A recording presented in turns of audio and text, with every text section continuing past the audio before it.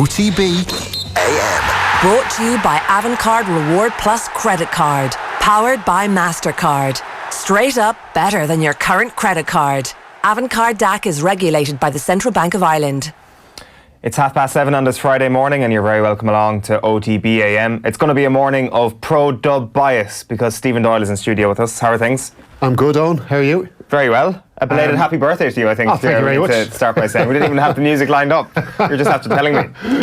Thank you very much, Eoin. My big want, though, this morning is to find out how did the OTB horse get on last night? Straight in there this morning. It is. I'm excited. It's a talk of the town, the talk of the office this morning. So, Aussie Valentine, which of course everybody knows, was owned by the On the Bridle syndicate. I wanted the syndicate to be called Off the Bridle because we're called Off the Ball.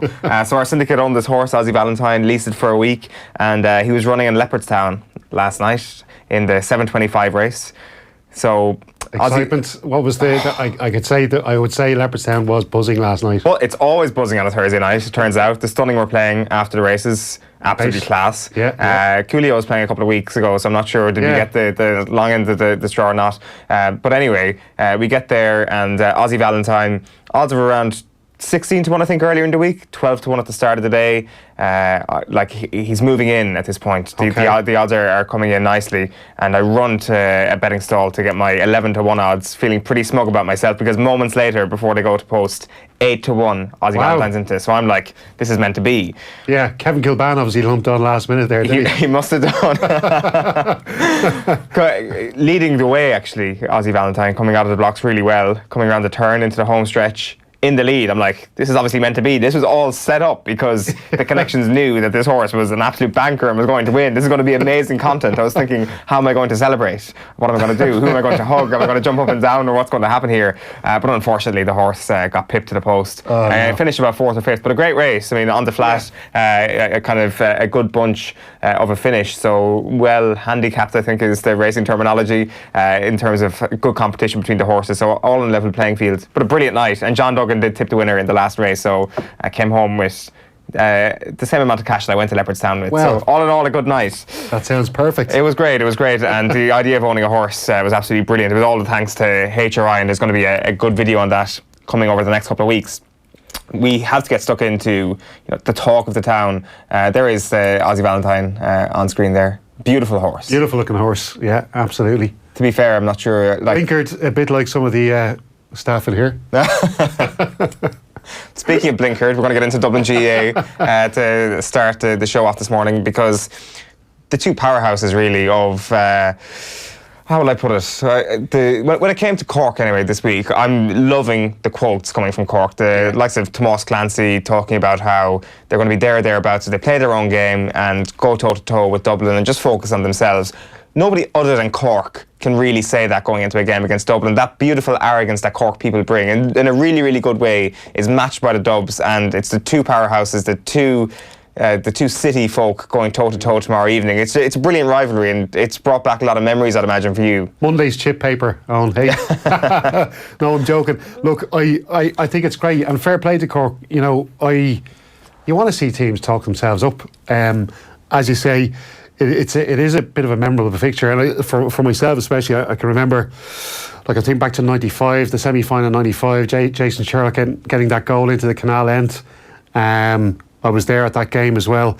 Going back to, actually, it was the first ever fixture I saw as a GA fan. It was the first sporting event I ever attended. I was only 3 years of age, the 1983 All-Ireland semi-final, Dublin versus Cork. I think it finished 1-12 apiece. The great Anton O'Toole, who we lost sadly this year, scored the goal that day.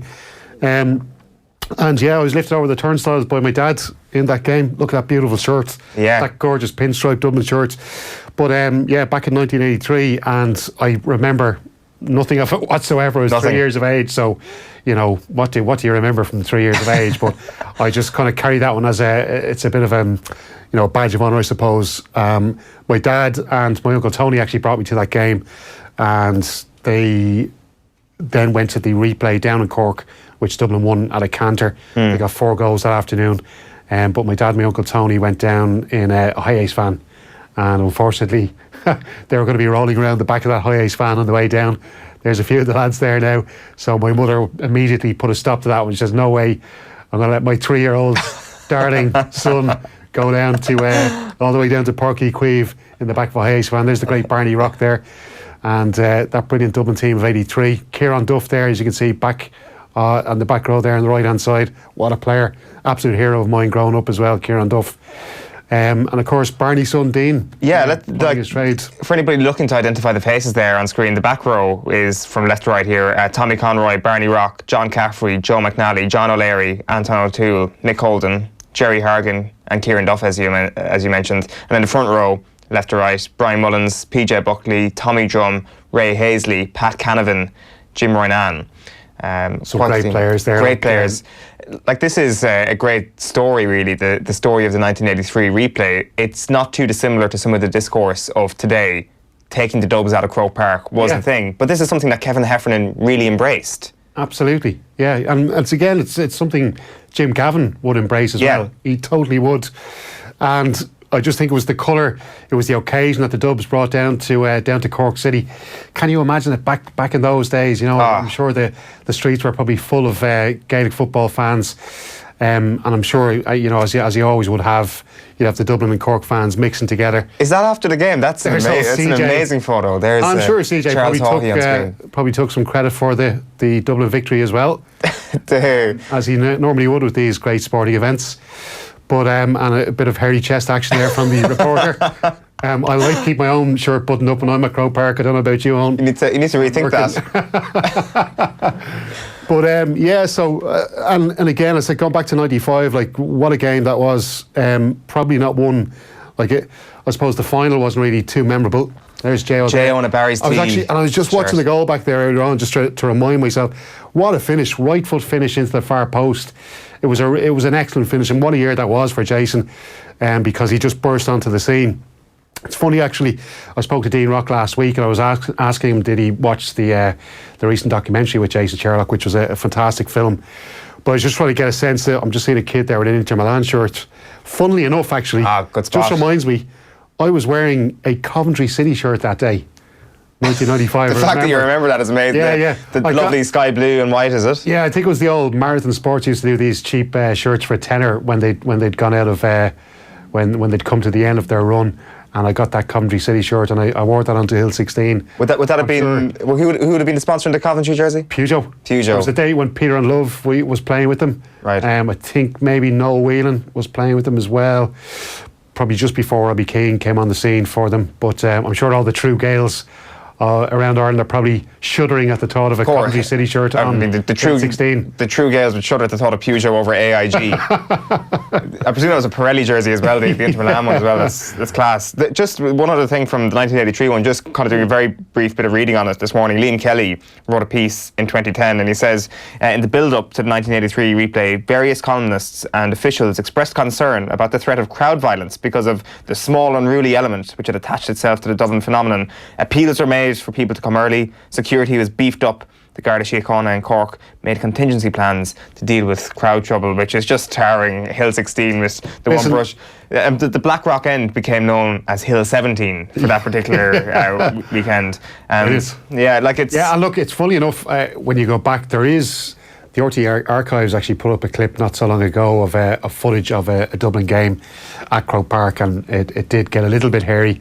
There were some battens raised by the Gardaí on Hill 16, and I suppose there was that little bit of an element back then. We don't really see it all. We don't see it at all actually nowadays. But I suppose that was something that the guards were well able to deal with back in the day. Yeah, for sure. Look, brought a bit of excitement to it all, didn't it? Without question. That's what us dubs are all about. Exactly. Good times. As much as when you're in the heat of battle as a supporter against Dublin or against Cork, you viciously hate the opposition, because that's what sport is all about. But well, really look, you all know about it down in Kerry. You know, the caged animals. You know, don't feed them for a week before Mayo come down to Killarney. Caged animals, that's a new one. Animals, they usually keep animals in cages, don't they? We're going to get a call from the DSPCA this morning for Stephen Doyle's referral to animals. We roam free. We're dogs that like to roam free, according to Sean Kavanagh. No, but like this weekend, like I hope Cork put up a fight because you want that Cork swagger back in the team, which it seems to be creeping back in nicely, but also in the supporters and the colour that they bring to Croke Park. And if this is a new thing, like you could end up with fixtures in the next couple of years where you get to replicate 1983, where eventually a quirk of a draw, and it wasn't too far away this year, would see Dublin going down to Páirc Uí Chaoimh and seeing the two behemoths go up against one another. Definitely, I don't know how. I haven't seen much of Cork playing this year. They're obviously playing well in front of goal. They've got 10 goals, isn't it, in their championship game so far. 4 goals against Laois. Like I know Laois might be regarded as a soft touch to some in relation to Cork, but listen, go to Croke. They're and I know people want to get Dublin out of Croke Park, and I understand the arguments and all that kind of thing. But if you're a Cork man coming up to Dublin, coming out to play at Croke Park, we're going to have a sunny weekend. Hopefully this weekend. That's what you want. It's exactly what you want. You want to get out there to Páirc Uí Chaoimh, have a crack off these dubs. They've nothing to fear, nothing to lose. Just go out there and enjoy themselves. And I think we could be. I do think Dublin will win, but I think we could be in for a really entertaining game, I think. Do you think so? Yeah, no, I do. I think Meath might have shown Cork how to attack this game. You know, they went man for man that first half. How to defend this game. Yeah, well, exactly. But they kept a low score until half time. But Meath's problem on that day was their shooting boots weren't on at all. They were absolutely terrible in front of goal, and maybe Cork can bring that to Croker this weekend. Let's hope so, because we need it. I don't have any issue with the Dublin Cork Park thing this weekend. It is their home game. They've won the Leinster Championship and they deserve to have Cork in their backyard. Absolutely. Right, let's tell you what's coming up on OTB AM this morning. It is 7:41 on this Friday morning. We're going to get into the sports pages in just a moment. A couple of interesting stories. Stephen Kenny kind of leading the way in a lot of the back pages this morning. Enda McGinley is going to join us after 8 o'clock to get stuck into some of the Super 8s action that we haven't already previewed. That Super 8s focus then coming along right after that. Alan Quinlan at 8:35 is going to join us in studio to chat rugby. And then Wimbledon 2019, it is finals weekend. It is that beautiful midsummer weekend where there's tons of GAA and Wimbledon finals this weekend, so we'll be chatting about that before 9 o'clock. And then basically from 9 to 9:30 is going to be a football half an hour. We're going to have Phil Egan in studio. Stephen's going to be sticking with us. We're going to do Deal or No Deal, chat a bit about the League of Ireland clubs in Europe, and plenty more besides. Before we get into the sports pages, have a look at this. Join Off the Ball in Abu Dhabi this November 17th to 23rd for the inaugural Off the Ball Open. With flights from Dublin, 5 nights in a 4-star hotel, golf on 2 championship courses, gala awards dinner, Peter Lorry golf clinic, and a live Off the Ball roadshow. You can also hang out with some special guests, including Kevin Kilban and Kieran Donaghy. The inaugural Off the Ball Open. Book now at CassidyTravel.ie and check out offtheball.com. I wish I played golf. Yeah. Must be heading over. So do I. I'm definitely going to conveniently brush off the clubs over the next couple of weeks and just let's get out there together. Yeah, exactly. A par 3 down to Talca Valley. Let's do it. Let's absolutely destroy our reputations on the golf course in the process by bringing out the golf clubs once again. The Irish Examiner is where I'm going to start this morning. Frustration at the Cross is their lead. Progress leaves City on brink of European exit. Derek McGrath writing this morning that must Cody change his ways to get the most out of his current crop. It's an interesting column from him this morning. Enda McAvoy then is asking about the what-ifs of classic Cork versus Kilkenny meetings. No fear factor, meanwhile, when it comes to Kerry, Mayo scars have healed. Aoife Lane is writing about kids and don't worship their heroes based on gender. And the Supreme Court is the headline on the bottom right there. Wimbledon primed for another classic Nadal-Federer battle.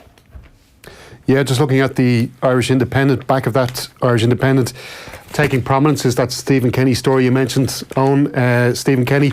Ireland shouldn't have lost out on Rice and Grealish.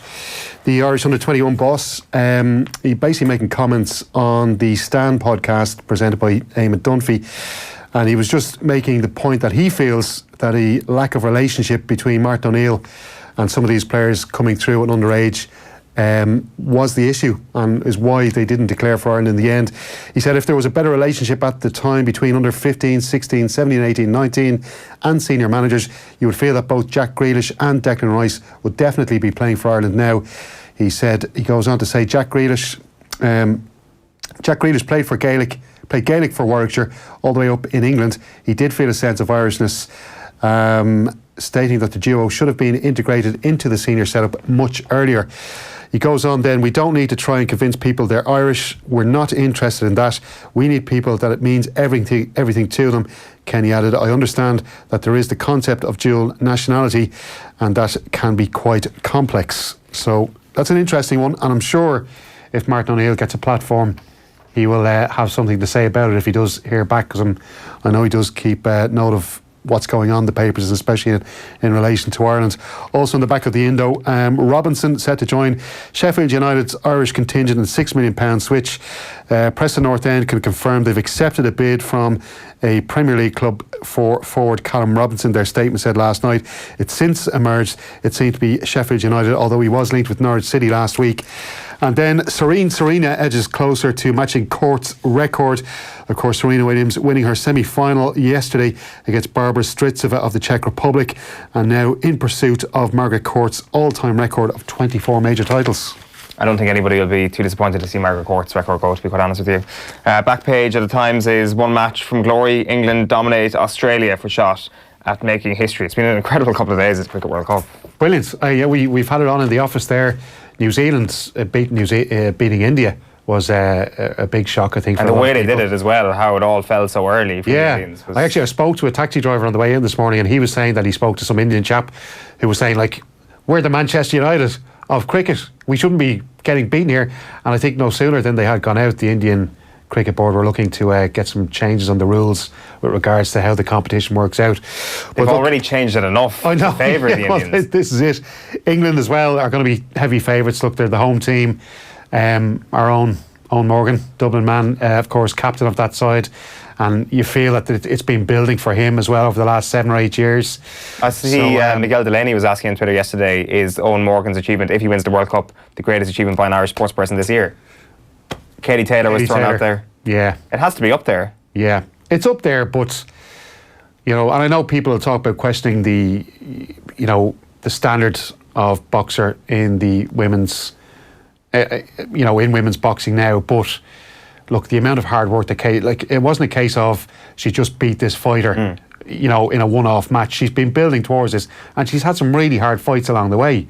It's been no gimme for her, and also it was a big change for her going from the amateur ranks to the professional ranks, totally different sports, and I think, to unify the belts, the only Irish fighter ever to do it, you can't take that from her. No, you absolutely can't, and the attitude is still being maintained there when it comes to the stuff that we've seen this week, the idea of actually going up a weight class, trying to get these big fights done. I mean, you talk about some boxers trying to shy away from the big fights. That certainly has not been the case for Taylor so far. Yeah, and look, Dublin still have to finish off their All-Ireland campaign. If they win 5 in a row, there's a few men in that team I'm sure will be vying for the title of best Irish sports person. Okay, let's do it. So top three, give me the order. If England win the World Cup, Eoin Morgan, Katie Taylor's already done the business, or whichever, Jim Gavin, if Dublin do 5 in a row, which is the biggest sporting achievement of 2019? I think you'd have to go for the Dubs for their to maintain the level they have at the top. It's incredible, and we've seen, elsewhere in the Dublin GA world, it's been a poor year. The minor footballers have been beaten. The Camogie team are in a bit of trouble. They have to beat Tip this weekend to stay in the reckoning in the championship. Senior hurlers went out to Laois. The under 20 hurlers went out to Offaly. Minor hurlers went out to Wexford. It's been a bad year for Dublin GA. We're all the eggs are in one basket now. Well, I should say we've got the under 20 footballers as well. So it's been tough being a Dublin fan this year, I have to say. How do you do it? Gaelic fan. How do you manage to keep persevering? Is there ever a time when you look at that blue shirt and think to yourself, I just wish I wasn't from Dublin? Well, look, I'm there. Hard times, I'm there through the bad times, and I'm there for the good times as well. All I'll say is just a public service announcement this morning. Stick with it, Dublin fans. It will get good eventually. I'll move on to the Star, who come up with a brilliant title there, or headline I should say, Blade Runner. Oh, yeah. Colm Robinson on his way to Sheffield United after Preston accept a £6.75 million bid for his services.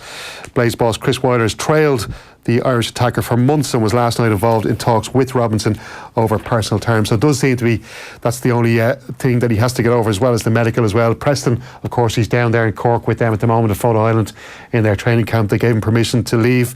Also, on the back of the Star, I would have kept Rice in. Stephen Kenny reckons Declan Rice, Jack Grealish will be senior internationals now if relations between senior management and their underage counterparts have been stronger.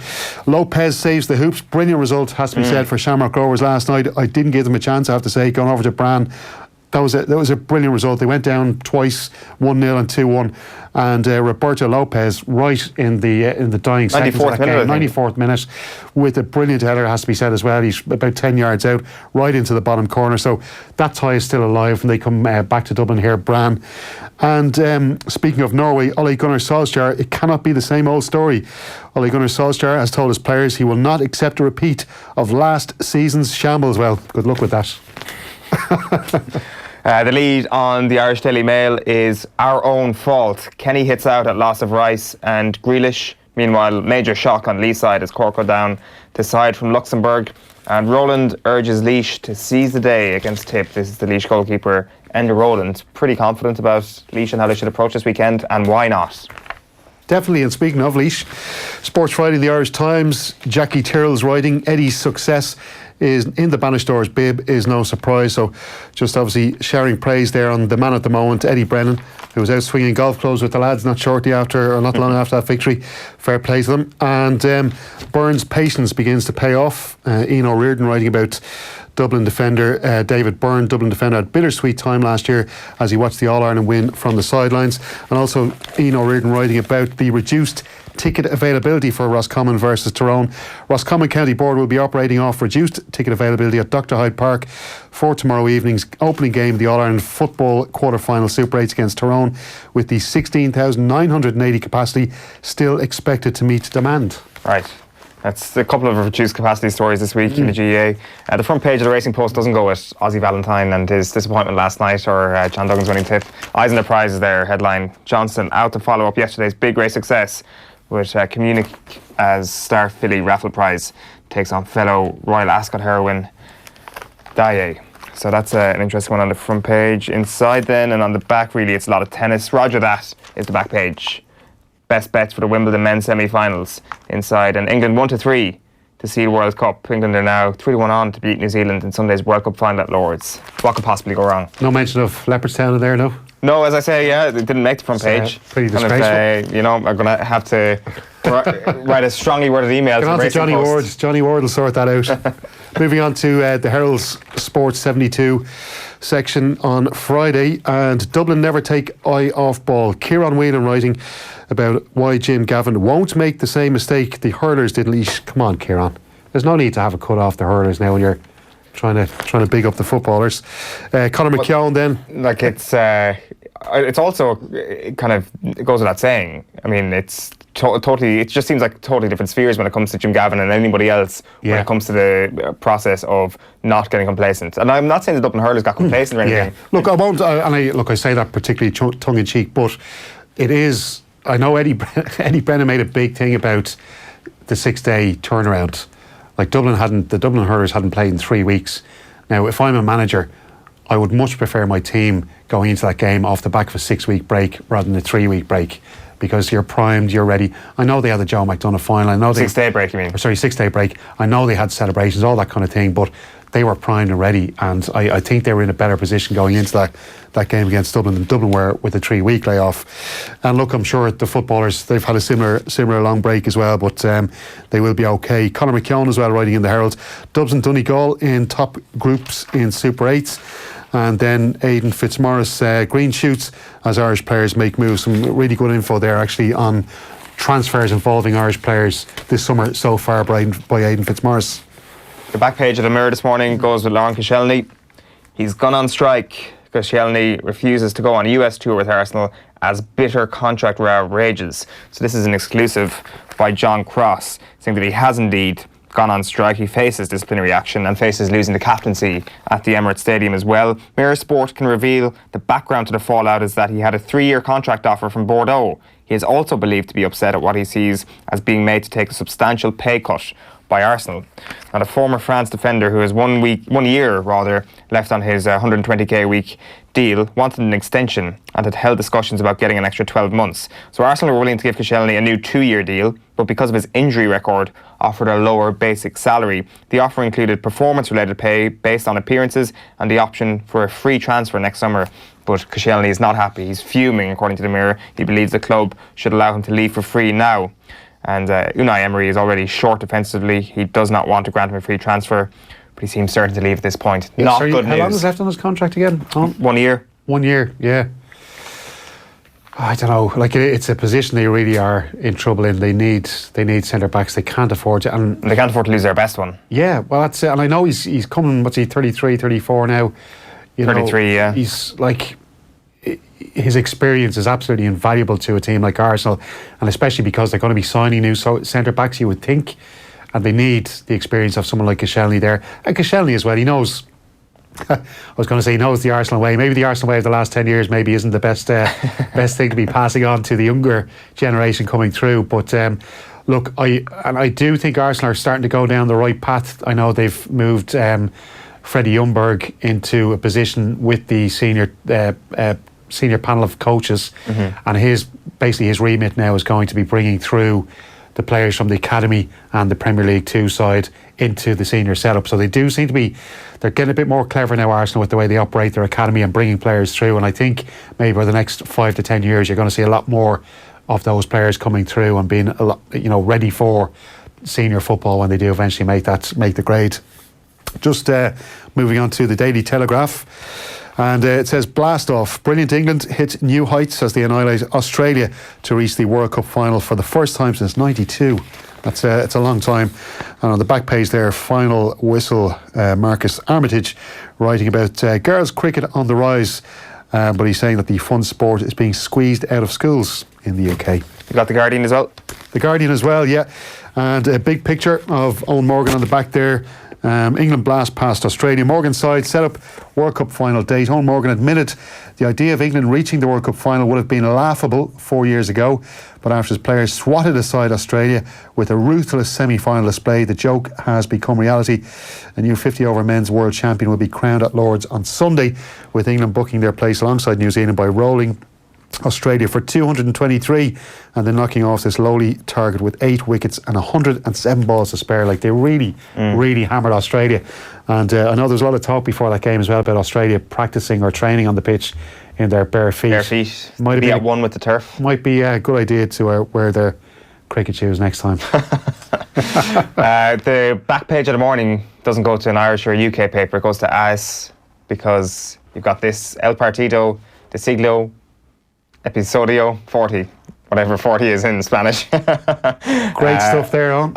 That is it's brushing up on the old Espanol there. You know me, I'm a man of the world. You've got a picture there, a brilliant illustration of Nadal and Federer before their heavyweight clash this afternoon. It's going to be good. I was kind of only semi-excited for it, and then I looked at that and I was like, it's going to be an epic. Yeah. The one last newspaper is The Sun. Grealish and Rice will be playing for us if they had been fast-tracked. It is Stephen Kenny's comments.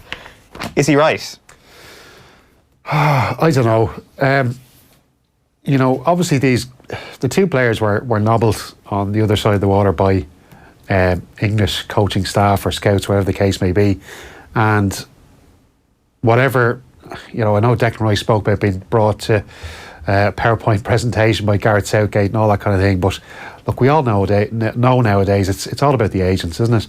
And the agents offer them, all these golden riches. If you come play for England, you're going to get more money, more endorsements, all that kind of thing. I think that's what it all comes down to. I'm really not sure. I wouldn't be blaming Martin O'Neill. I really wouldn't. What could Martin O'Neill have done? I know he can be. I know he had a strange relationship with players and that kind of thing. But what can Martin O'Neill offer these players? Like, what could he offer them? A fast track into the first team is into the senior team is what he's saying. Yeah, I don't know. Like, I did see Jack Grealish playing at under 21 level for Ireland, and to be fair, he's really only. I think his last year was his real breakthrough year. I think for Aston Villa. Back when he was playing under 21 for Ireland, he was a skinny lad. He wasn't really ready for for senior football, I don't think, at that stage. And, you know, who was he up against? He was up against a lot of good players at that time, like Enda McGinley, James McLean, these kind of fellas. And is a manager going to sacrifice results just to bring one player through? Like, I do think I do think work can be done now at this point in time, where maybe there could be some sort of a liaison officer working for the FAI, working with underage players, bringing them through, and maybe having it, but I suppose beginning those relationships. And Stephen Kenny must be doing it himself now. I'm sure he is. If he's coming out and saying that kind of stuff about Martin O'Neill, I'm sure he is now dealing with, and not just obviously he's coaching the under-21 team, but dealing with younger players. There's a lot of good younger players coming through now. We saw actually with Michael Obafemi, there was a bit of concern over whether he was going to declare for Ireland, Nigeria or England. As it turns out, there was never any doubt that he was going to declare for Ireland. But Luke O'Connell, he's still in the balance. Well, look, you know, he said that his granny told him she would never speak to him again if he didn't declare for Ireland. So that's as good as kissing the badge after celebrating a goal for Ireland, isn't it? Listen, the grandmothers of Ireland have a big part to play in this as well. I think maybe that's something as well that the FAI need to do, is ring all the grannies and make sure that they warn their grandsons or granddaughters, if they're playing for the Irish women's team, that if they do decide to declare for England, they're going to be absolutely excommunicated from the family. There'll be no pocket money for you if you play for England next time. Right, it is just gone 8 o'clock on this Friday morning. You're watching OTB AM, the sports breakfast show from Off the Ball. OTB AM is sponsored by Avantcard, powered by MasterCard. We're talking GAA next, the Super 8s. We're going to have Enda McGinley in just a moment. First, here's some of our Super Value Roadshow from Guidor last night. There's no word of nothing. If you were there for food or anything, he just took care of you, and that's the way he was. And the boys be ringing in the middle of the night that it was terrible times on the sauce and that. To this day, I still know Brian McNuff's number off by heart. So do I. Because we're just like, I don't know, but myself or Cass or Christy would be there, and we'll say 4 o'clock in the morning. Ring up Brian McAnuff, he'd ring, and he would actually start having the crack with you. Hello, Eoin. Hello, Kevin. How are you? Where are you? And he was just so nice that he wouldn't tell you to just go to bed or whatever. He would just sit there for 5 minutes, and we would be making no sense at all. And McNuff was player manager in 1972, so you can imagine the change in football when he last was there. That night of the wedding, we decided to ring him about 2:30 in the morning, the wedding, and I was passing the phone around, and here he was discussing tactics with people at 2:30 in the morning who were at the wedding with me and the beer. Like, that's how just seriously driven for Donegal he was. I hear you some wiring needs a fixing, ma'am. The name's Buzz, on account of my work. No chance. Not all cowboys ride horses. All safe electric registered electrical contractors must give you a certificate of completion that shows their work meets approved standards. Find one nearby on safeelectric.ie. Join Bruce Betting now for a risk-free first bet up to €100. That's right.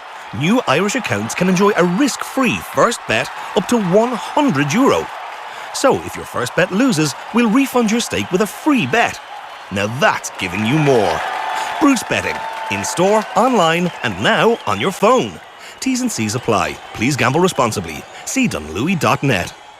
You're welcome back. It is 8:03 on this Friday morning, and we're going to get to Enda McGinley now to talk GAA. Big weekend in the Super 8s. We've got a game in Roscommon between Roscommon and Tyrone. If anybody missed any of our GAA coverage this week, by the way, you can go get our full Kerry Mayo preview with Michael Quinlan from the other morning on OTB AM, and of course Kieran Donaghy's Shot Clock on youtube.com/off the ball. But as I say, we're going to kick things off with the 3 other games, really. That's going to be our focus, but kick things off with Roscommon against Tyrone. And Enda McGinley is on the line. How are you, Enda?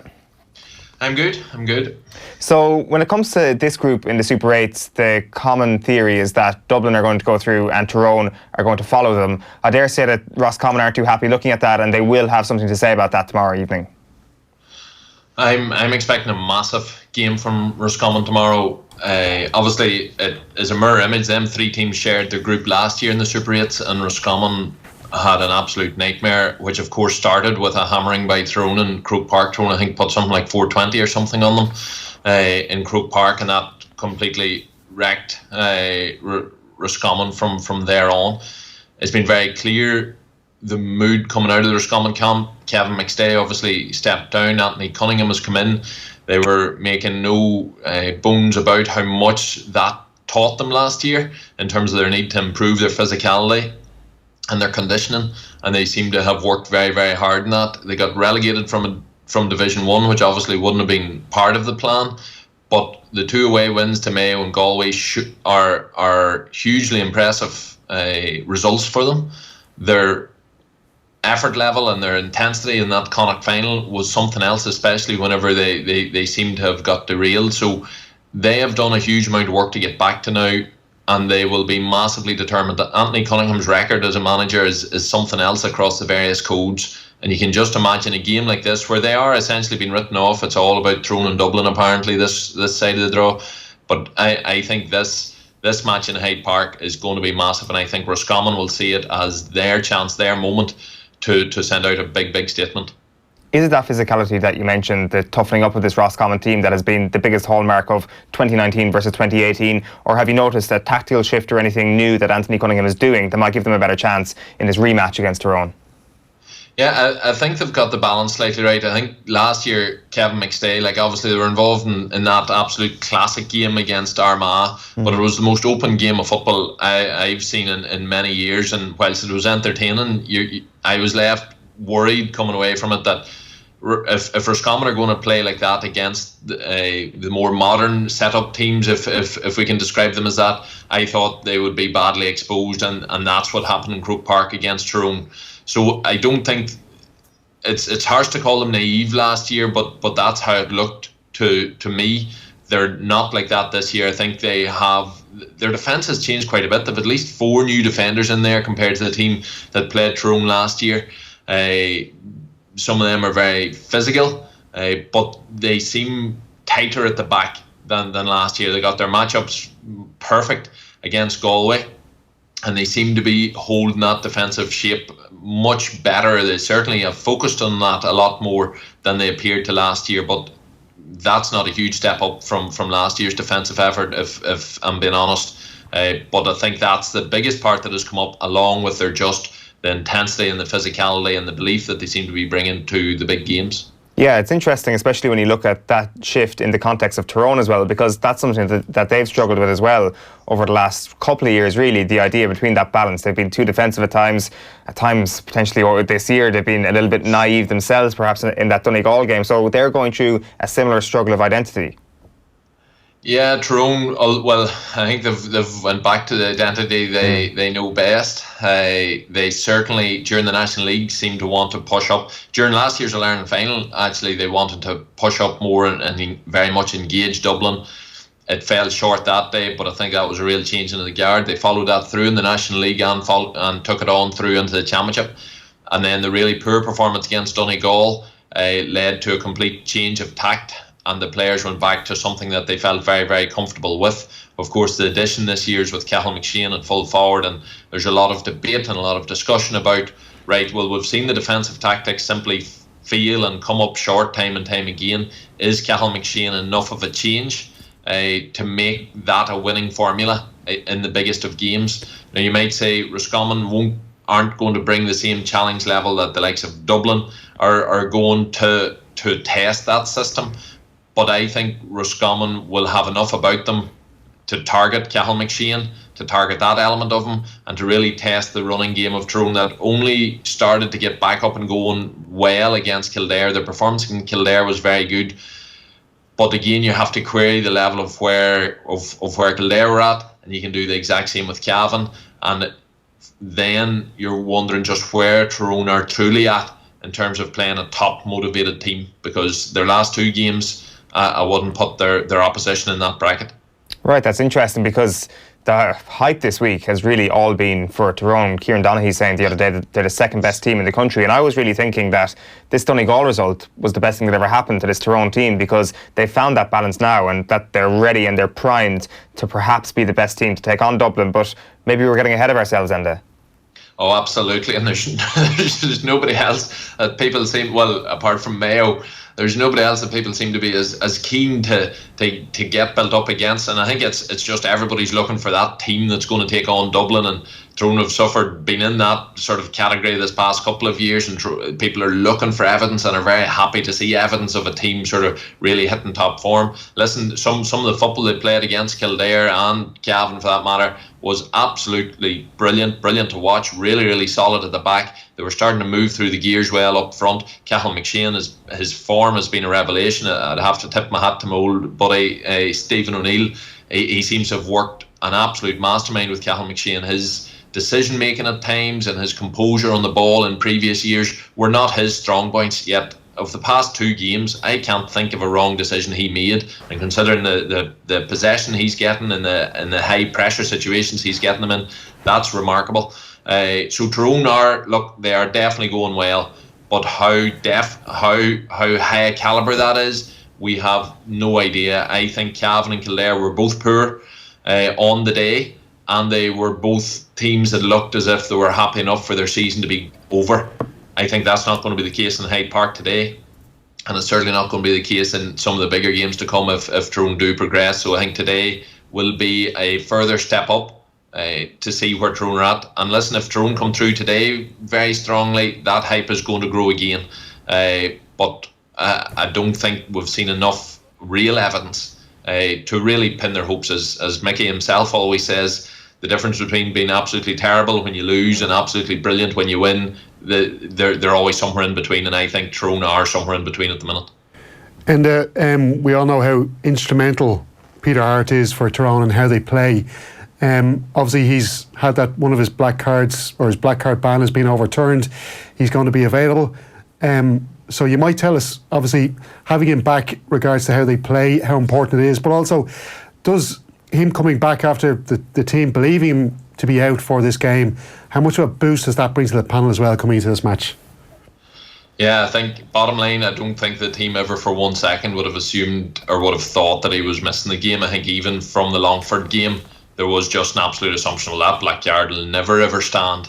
Never mind the other one at that stage against Donegal, and then the one that came against Cavan. But everybody assumed that the Cavan one or the Longford one was always going to be ruled out.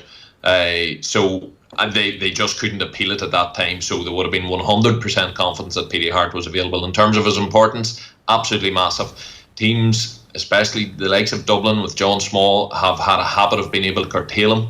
When he's curtailed, Tyrone are definitely hampered. That was even more so this year whenever so many of Tyrone's other key players, the likes of Matty Donnelly, the likes of Niall Sludden, the likes of Tiernan McCann, whenever they weren't particularly on form, Petey's form held relatively well through that phase and joined with Cathal McShane to give them some sort of quality when they were struggling this year.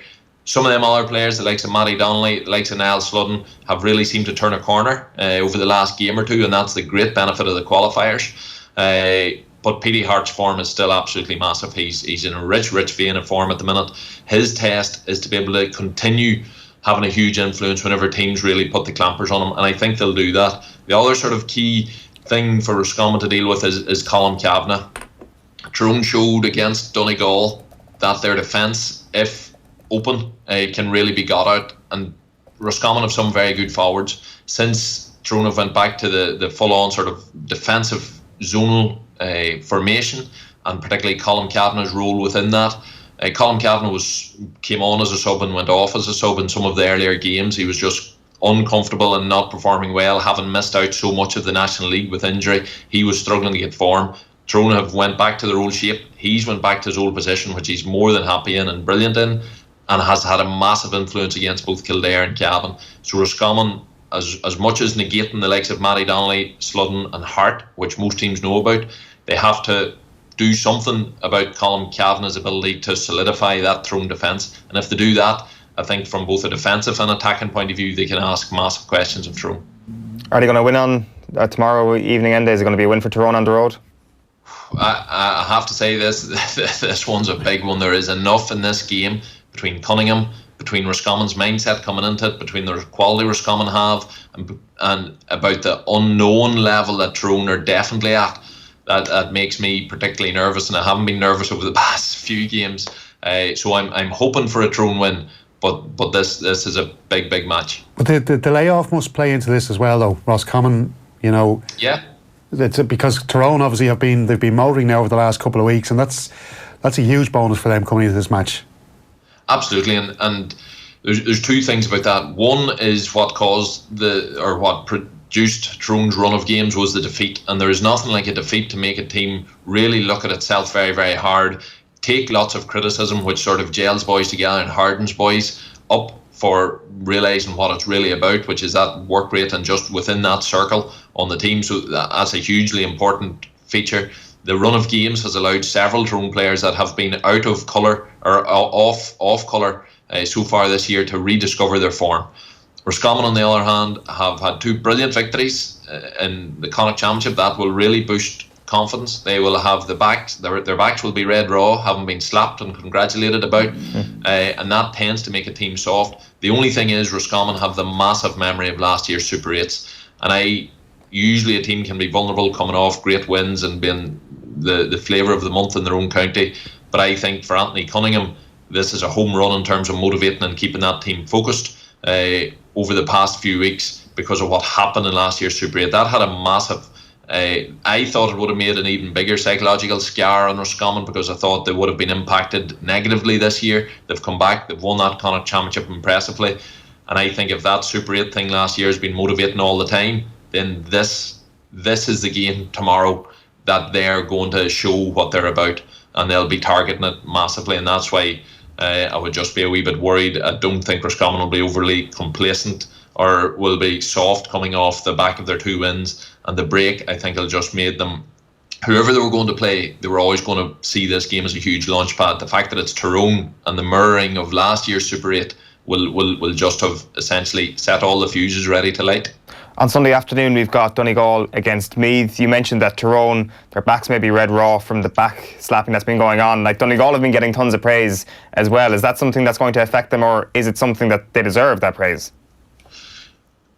I think they deserve it. I've seen them several times this year, and they are a really, really impressive outfit. You look for the various components of a top team that you want to see, and Donegal appear to tick all the boxes with one question mark as far as I'm concerned. They've come through Ulster, but again, very, very like Roscommon. They fell short last year in the Super 8, got caught by Tyrone up in Ballybofey, having won the Ulster Championship, and suddenly the Ulster Championship meant absolutely nothing. That Donegal squad have won enough to know at this stage that, yeah, the Ulster Championship was fine, but listen, lads, we're about bigger things. They'll not have celebrated that a huge amount. They are targeting bigger things, and the fact that last year it all fell apart after the Super 8 and nobody was thinking of any Ulster Championship win after Tyrone beat them in Ballybofey, then again they'll have it. They'll have a fairly easy job. Rochford and Declan Bonner will have a fairly easy job of getting this team's feet back down on the ground. What is the weakness, if there is one, of this Donegal team? Yeah, so the comparisons between Donegal and Dublin are there. I've made them myself at times in terms of Donegal's sheer attacking threat, their variation that they can bring to their forward play, their composure that they show, their decision making, the high quality, the very few mistakes that they make when they're attacking is very, very high and equitable in many ways to what Dublin can produce, and that is about as high a compliment as you can pay a Gaelic football team at the minute. The issue is Dublin conceded 0-4 in the Leinster final. Donegal conceded heavily against Cavan, and even Tyrone off colour scored maybe 1-12, 1-14 against them. So Donegal, whether it's people are always trying to figure out Rochford's influence in all of this, and certainly there's huge positives with that, but Donegal are leaky at the back that we haven't seen from Donegal before in a long time. And they have to get that balance right. Dublin have shown for a long, long time their ability to absolutely kill teams on the front foot and offensively, but this year they seem to be even more ruthless in terms of defensively, so they have upped the game in that regard. Donegal, for me, to be in that conversation, need to show a much, much greater improvement in their defensive solidity, which is of course ironic, being that their whole modern era has been built on defensive, their defensive structure. So I'm sure a bit of attention has turned to that, and they'll get their games now in the Super 8s to try and up that side of their game. Meath won't fear this Donegal team. Like, they weren't a million miles away from them in the league. And I do remember, though, Michael Murphy putting on, I think I was reading one of the papers, a masterful display in that Division 2 final. So how do Meath nullify the threat of Michael Murphy this weekend? Yeah, Michael Murphy is the conundrum for any team facing him. No team has managed to keep him fully quiet. Like, he is a player that seems to be in his absolute prime at the minute.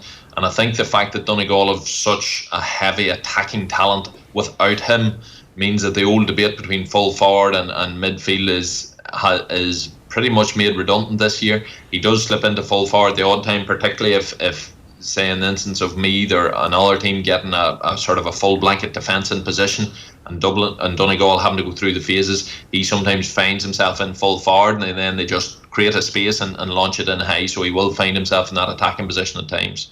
But in terms of trying to negate him, it's exceptionally difficult. You need a player of exceptional strength and athleticism to essentially forget about their own game and just absolutely hound him for 70 minutes. It has to be as negative as that. And whether you want to go down that route and take away from your own game, or whether you try to, like, Michael Murphy is the ultimate link man, a wee bit like Kilkenny for Dublin.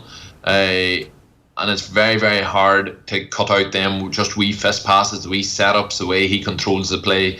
And sometimes you just have to accept he is going to have an influence. We have to shut down everybody else. Donegal have a lot of other attacks. A wee bit like Meath, they've got a couple of brilliant attacking defenders, and then they've a couple of real sharp forwards as well. So the two teams are very, very similar in many ways. But I think Donegal, this development pathway that people talk about, I think Donegal are further along that and are shooting at a slightly higher level than where Meath are at.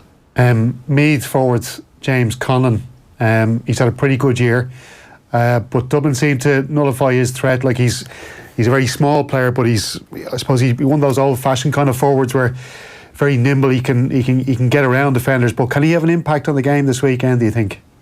I think he can. I think the Dublin performance, whilst it's a massive job for Andy McEntee to try and limit the psychological impact of that Dublin performance, the result against Clare will certainly have well, I suppose showed that he had managed that to an extent. But again, we'll see it against Donegal. For the likes of Connolly that struggled against Dublin, Meath had quite a bit of ball against Dublin and they shot an awful lot of wides.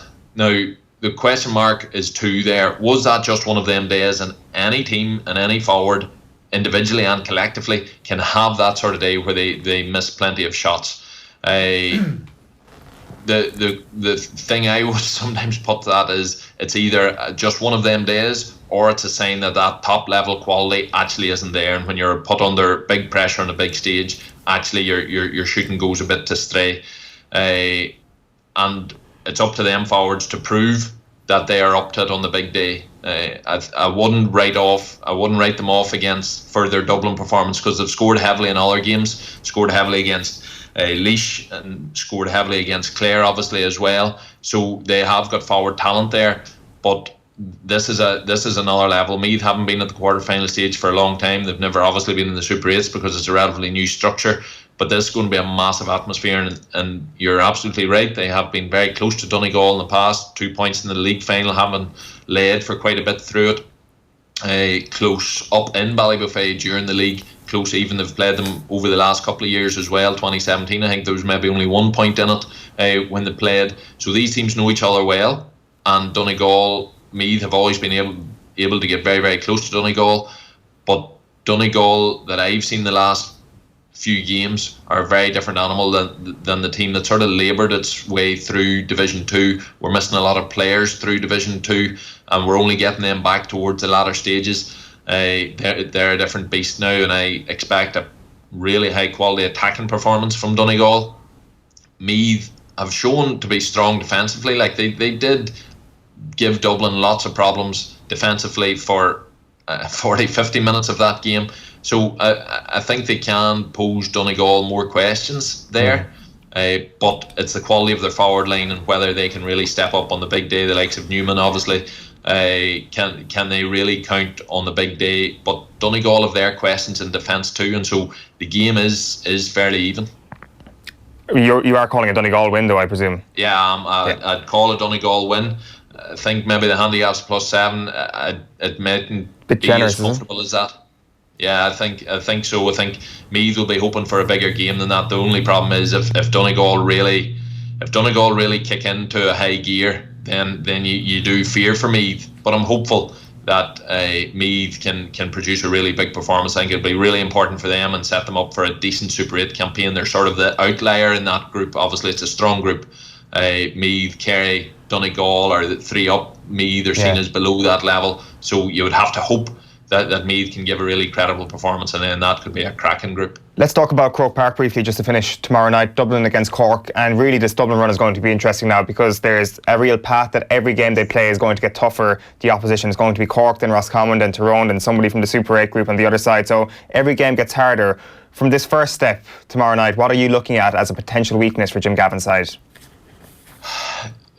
Cork are going to bring a directness to their attacking play and have serious quality up there, but is that Cork quality definitely more reliable than the Meath quality that Dublin completely shut down? I would say they're almost on a similar level, Meath and Cork, in terms of the really nice high quality players that they've got, but players that are going to struggle whenever they're coming up against the might of Dublin. So it would be brilliant to see Cork. We haven't seen Cork v Dublin. Cork have come up out of relative obscurity and much criticism earlier on in the year, obviously, and they've bounced back with some really good performances. But I would fear that Dublin are going to be a significant reality check in that particular conversation. How much we learn about Dublin, I don't think we'll learn absolutely anything against Dublin. If they struggle against Cork, that'll give us all a wee bit of hope. That will be ill-placed. Because I don't think they'll have proved anything. Do I think they're going to struggle against Cork? I don't think so. I'd love if Cork can give a really good performance, but Cork haven't played anything like this. They've no experience of Dublin before. We've seen car crashes over the last several years where teams build themselves up that haven't played Dublin before, and it's a pretty tough experience when you come out against them and you realise what they're really about, because they rarely give teams an easy start. So I would fear for Cork. And just Jim Gavin hasn't made too many changes to his team, the championship. I think it was just one change in each of the Leinster championship matches. But his hand is forced in this game now because obviously Johnny Cooper, we're led to believe, is going to be still out with that foot injury that's kept him out since March. And of course, James McCarthy, who I'd argue possibly the greatest footballer in the championship over the last couple of years, he's going to be out now with a knee injury, possibly will miss the second game as well. So with regards to team selection, what does Jim Gavin do here? Like, he's a couple of options in midfield to play alongside Brian Fenton. There's Michael Darragh-Macaulay, Darren Gavin, who we haven't seen since the first game. He had a good game against Kerry, I remember, in the league. Definitely a player for the future, maybe not for this weekend. And then there's a possibility he might even drop Kieran Kilkenny into midfield, and that would then allow Dean Rock to start up front, because I just can't see how you drop any of the six Dublin forwards, because they've all been in brilliant form. And even though Dean Rock is the man for the frees and that kind of thing, Cormac Costello's been brilliant there. So how do you see that team selection playing out against Cork this weekend? Yeah, that's a conundrum for Jim Gavin and Dublin, this whole the Dean Rock and the fact that there's none of the players. Like Jim Gavin has famously always said, well, look, whenever you're in and you're playing well, then it's up to you to hold the jersey, and none of them Dublin forwards are given an opportunity to take that jersey off them. And you've Dean Rock sitting and he does nothing wrong whenever he comes in either, so they have serious quality there.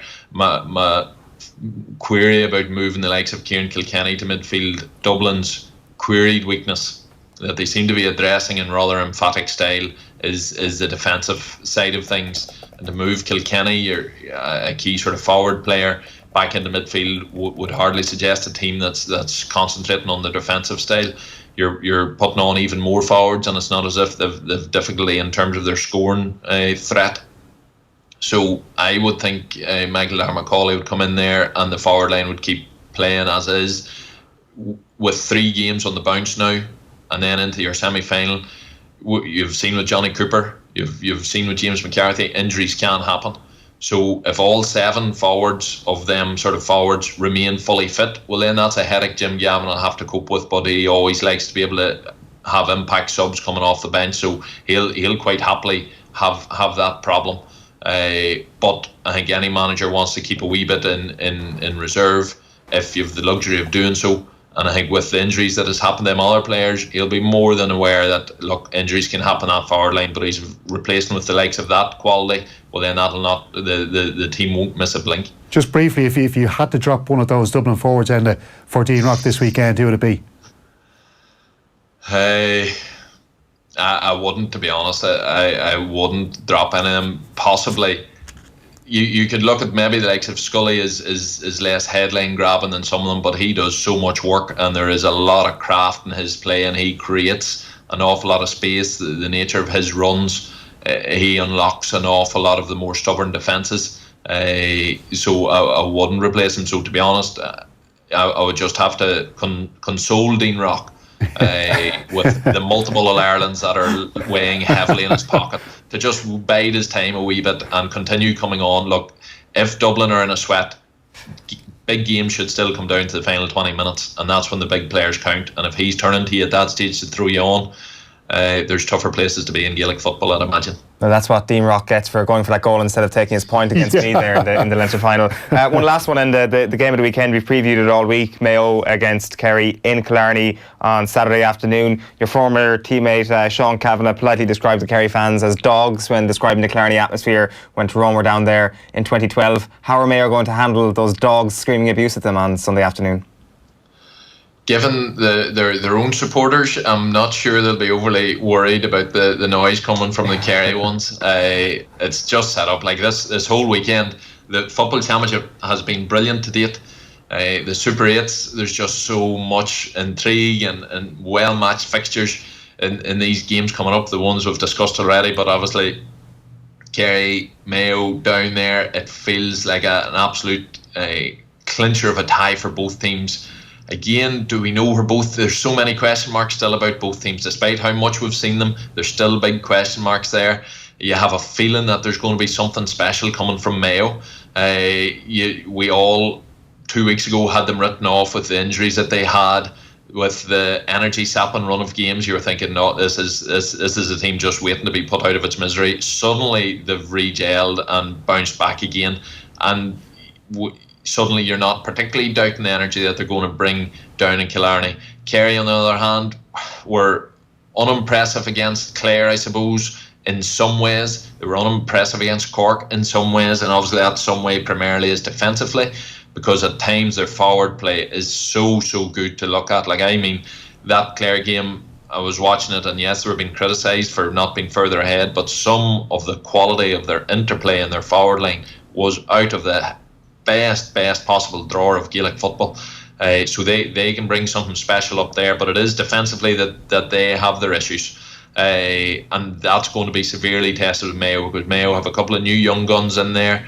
Andy Moran's not suddenly the player he was from them anymore. They've got men coming back. Killian O'Connor's obviously come back in now, recovering from injury, and he's had a game under his belt to get further up to speed. It's really set up for a massive tie, and exceptionally difficult to call, because Kerry haven't exactly showed a massive amount in terms of their defensive ability to suggest that they can definitely live with the top teams. So I'm sensing a Mayo prediction here. I'm actually going to go Kerry. Whilst I said I think Mayo have rebounded well from the injuries, I still think them injuries there. They've still lost Dermot O'Connell. Lee Keegan can't be fully fit. They have players nursing injuries, so whilst they are dogs of war and they know how to get over the line, and everybody's supposed talking about their more cynical aspect of their play, there'll be plenty of dark arts down in Killarney, and Tyrone nowhere near it, which is always a nice one to see. I'm thinking Kerry will come up with something pretty strong defensively. I think they'll know they've questions to answer. I think they'll have been working on them, and they'll know that this is a must-win game, and I think they have the firepower to hurt Mayo as well. Enda McGinley, good stuff. Enjoy the weekend's football. All the best. Enda McGinley there on the line, looking ahead to a packed Super 8 schedule. If you missed any of our GA coverage during the week, you can hop on to youtube.com/off the ball. We are turning our attention to football next and some of the Irish performances in Europe. Steve, you were at Richmond Park last night. You're speaking to Harry Kenny in the aftermath of Pats' 2-0 defeat. We'll need goals, obviously, to progress, you know. So, you haven't, like, I suppose, been prolific in front of goal this season as a team. So, is it down to lack of creation of goals, or is it down to not taking your chances when you get them? Well, I thought we created enough tonight, so obviously we didn't take our chances tonight, and in saying that, the keeper pulled off a couple of good saves from, as I mentioned earlier, Bermo and Mikey in particular that come to mind. We've been creating them. We hadn't been up to a couple of weeks back, but over the last number of weeks we've been creating chances, so it's just a matter of taking them. And with Chelsea coming up the weekend, like, I suppose you're caught between a rock and a hard place, yeah. Like, how do you approach that game now? Is it one for the second string team, is it? No, I wouldn't call them second string. Like, there's a lot of lads there that haven't been playing football. We've a decent enough squad, not huge by any means, but the lads that sort of on the bench will certainly play against Chelsea on Saturday, and if we can fill that in with other young lads who are coming through, fellas like Darragh Burns and stuff, we'll do that. Harry Kenny there, speaking to yourself in the aftermath of last night's defeat. It seemed that it was a deserved defeat. They handled Henrik Larsson's son pretty well, but outside of that, it was kind of a gulf in class, I think it's fair to say. Yeah, felt pretty old last night, because I've seen Henrik Larsson in action for Celtic, and there I am commentating on his son last night. But look, I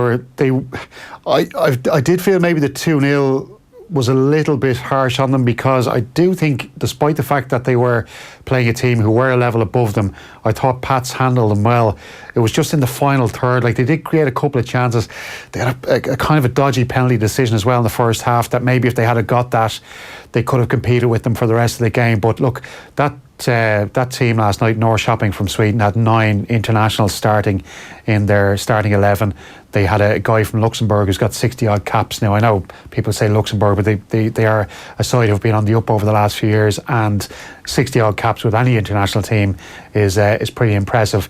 So I said, 9 internationals, some of them, you know, maybe had 10 caps with Sweden, that kind of thing. So this side were on another level. Jordan Larsson was fantastic. They did handle him quite well, but he's a brilliant player. He's a left-footed player, plays on the right-hand side, cuts in a bit like Arjen Robben, that kind of style. What's the expectation for this guy? To be honest with you, I'm not too sure. You know, I haven't seen too much from playing.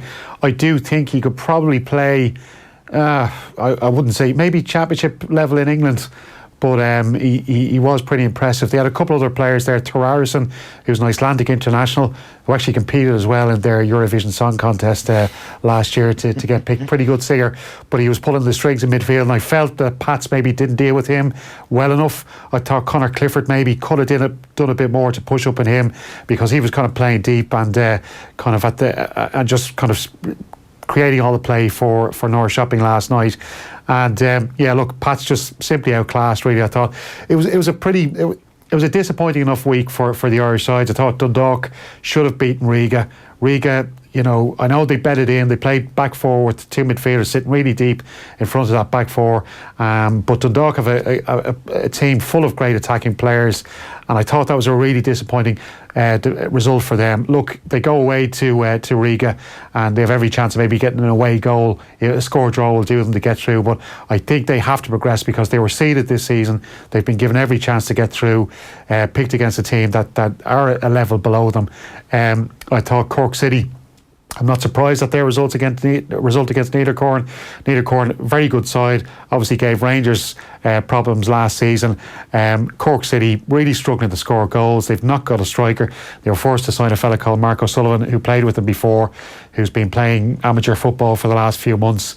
They've got nothing up front, and they could get a bad beating, I think, in Luxembourg. But Shamrock Rovers, brilliant result for them, to go away to Brann and get a 2-2 result, come back with 2 away goals in the bag.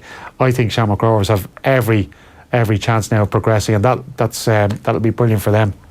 You were also at the Bows game during the week, the draw with Chelsea. We had Ryan Clark there for Off the Ball. He spoke to Frank Lampard in the aftermath of the game.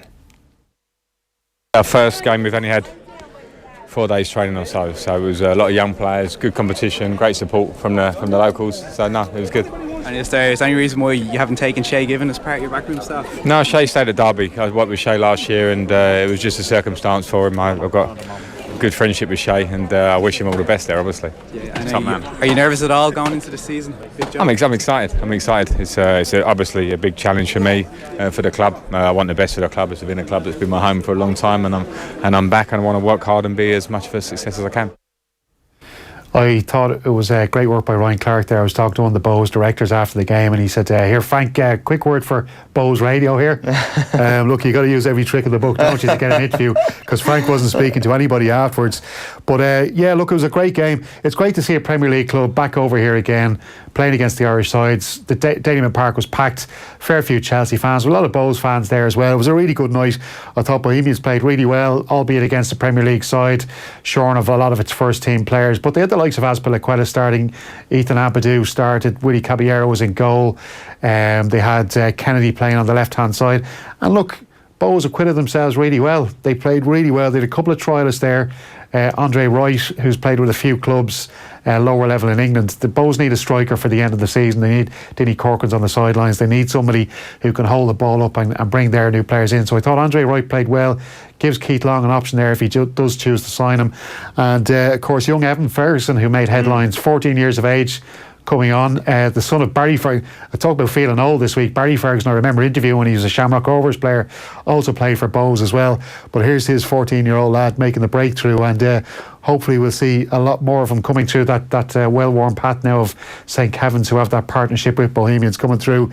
But look, it was a great night. Keith Long did make the point afterwards, we need better facilities here, that more Premier League clubs will come over, because Chelsea basically took over the whole of Dalymount Park, the home dressing room, the members bar, the whole shebang. That's fair enough, but we need better facilities for more of these clubs. That game was worth 60 grand to Bows, and I know it might seem like chump change to some people, but that's big money for a League of Ireland club like Bohemians. Yeah, it certainly is. It seemed like a great night down in Dalymount the other night. We're going to turn our attention to rugby. There is more football, I should say, coming up after 9 o'clock, but it is rugby next, with Alan Quinlan on his way into studio. Before that, we're going to have a bit more from our Guido Super Valley Roadshow. Here's Kevin Cassidy, Eamon McGee and Brendan Devaney speaking to Nathan. We enjoyed every minute of it, you know what I mean? We look back now and, you know, some of those days were the funniest I've ever played on. Yes, maybe we didn't win as much as we should have, but I certainly enjoyed it. No regrets at all. Like, when you think back to your first season, 2002, you get an All-Star. Like, that's the sort of form you're in, and you've that draw with Dublin. And what happens next? The night in Corpers was probably better than any other All-Star I've ever opened. No, in fairness, I know that decision of probably not going home. We saw it as 2 weeks out. We probably would be ready for Dublin. We weren't. So what happened? They arrive into the players' lounge just after you? Yeah, well, we listen.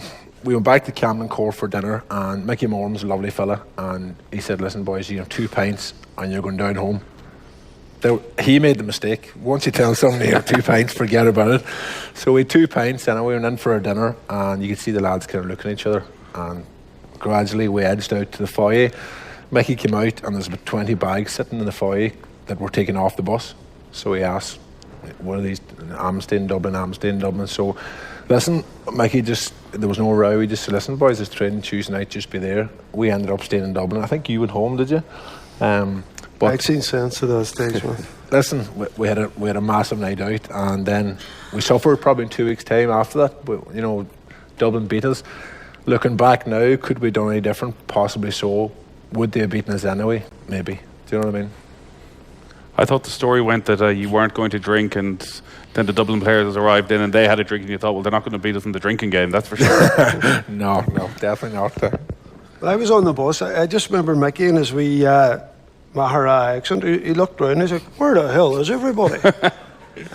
About half the bus had left, but I think there was some student boys in there, and everybody had planned either if we won they weren't going, and if we lost we were going. Nobody factored the draw. Then they didn't know where they were, and as you said, once they got a couple of scoops in, some guys started to influence other guys, and away they went. But it was bad. Looking back at it, I know it would never happen now, obviously, but it was bad. Brendan Devaney, the last voice you heard there, Kevin Cassidy, the other man speaking there at the Guido Roadshow in Super Value. Alan Quinlan, how are things? Morning, how are you? That seems like a pretty realistic challenge, trying to balance drinking time and playing time to good effect. They look like good characters, and that they've had their fun over the years, the three boys, in fairness to them. I'd say you could listen to them all night now telling stories. Absolutely, and that full piece will be available on youtube.com/offtheball very shortly. Was that a realistic part of your balance, trying to enjoy the wins as much as trying to get yourself ready for the next game?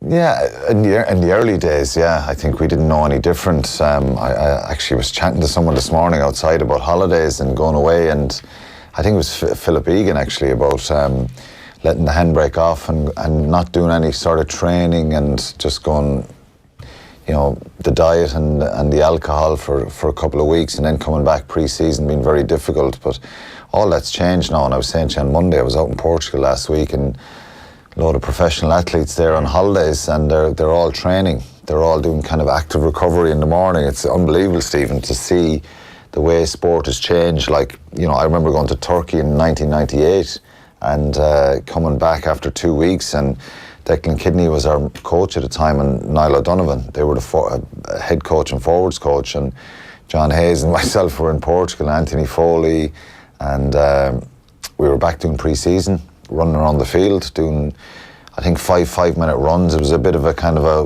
loosener, and Declan Kidney and Niall O'Donovan were ahead of us in the 5-minute runs.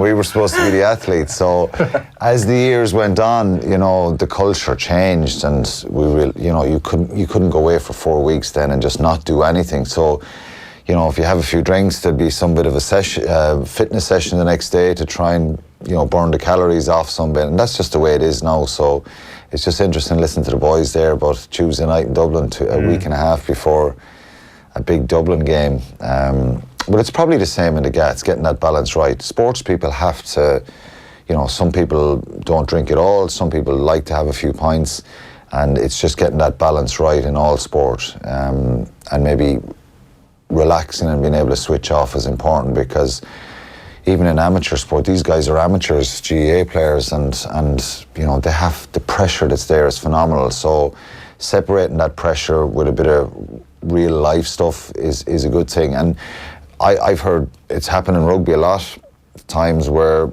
there's been a tough couple of weeks and a couple of losses, and the best thing to do is go as a group and have a few pints together and try and switch off and take away that pressure. So there's a fine line and a balance. You mentioned the word balance at the start. For any athlete, if you get fit, it's easier to stay fit and have a couple of drinks and stay at the top end of your fitness levels, and you drop down a little bit, you get back up.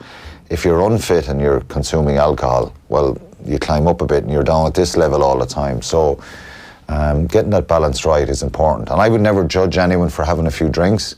I don't drink very much now, which is strange after I'm retired. I didn't really drink much when I played, but maybe in those earlier days there was certainly a culture in rugby of play a match on Saturday, 2 or 3 days, you know. Would it be 2 or 3 days? Well, you'd be Saturday night, and you'd probably go on a Sunday, and you might have a few pints on Monday night or something. But we've heard that from soccer players, the old school soccer players over the years, haven't we? Roy Keane talking about the Monday clubs and in Manchester and stuff like that.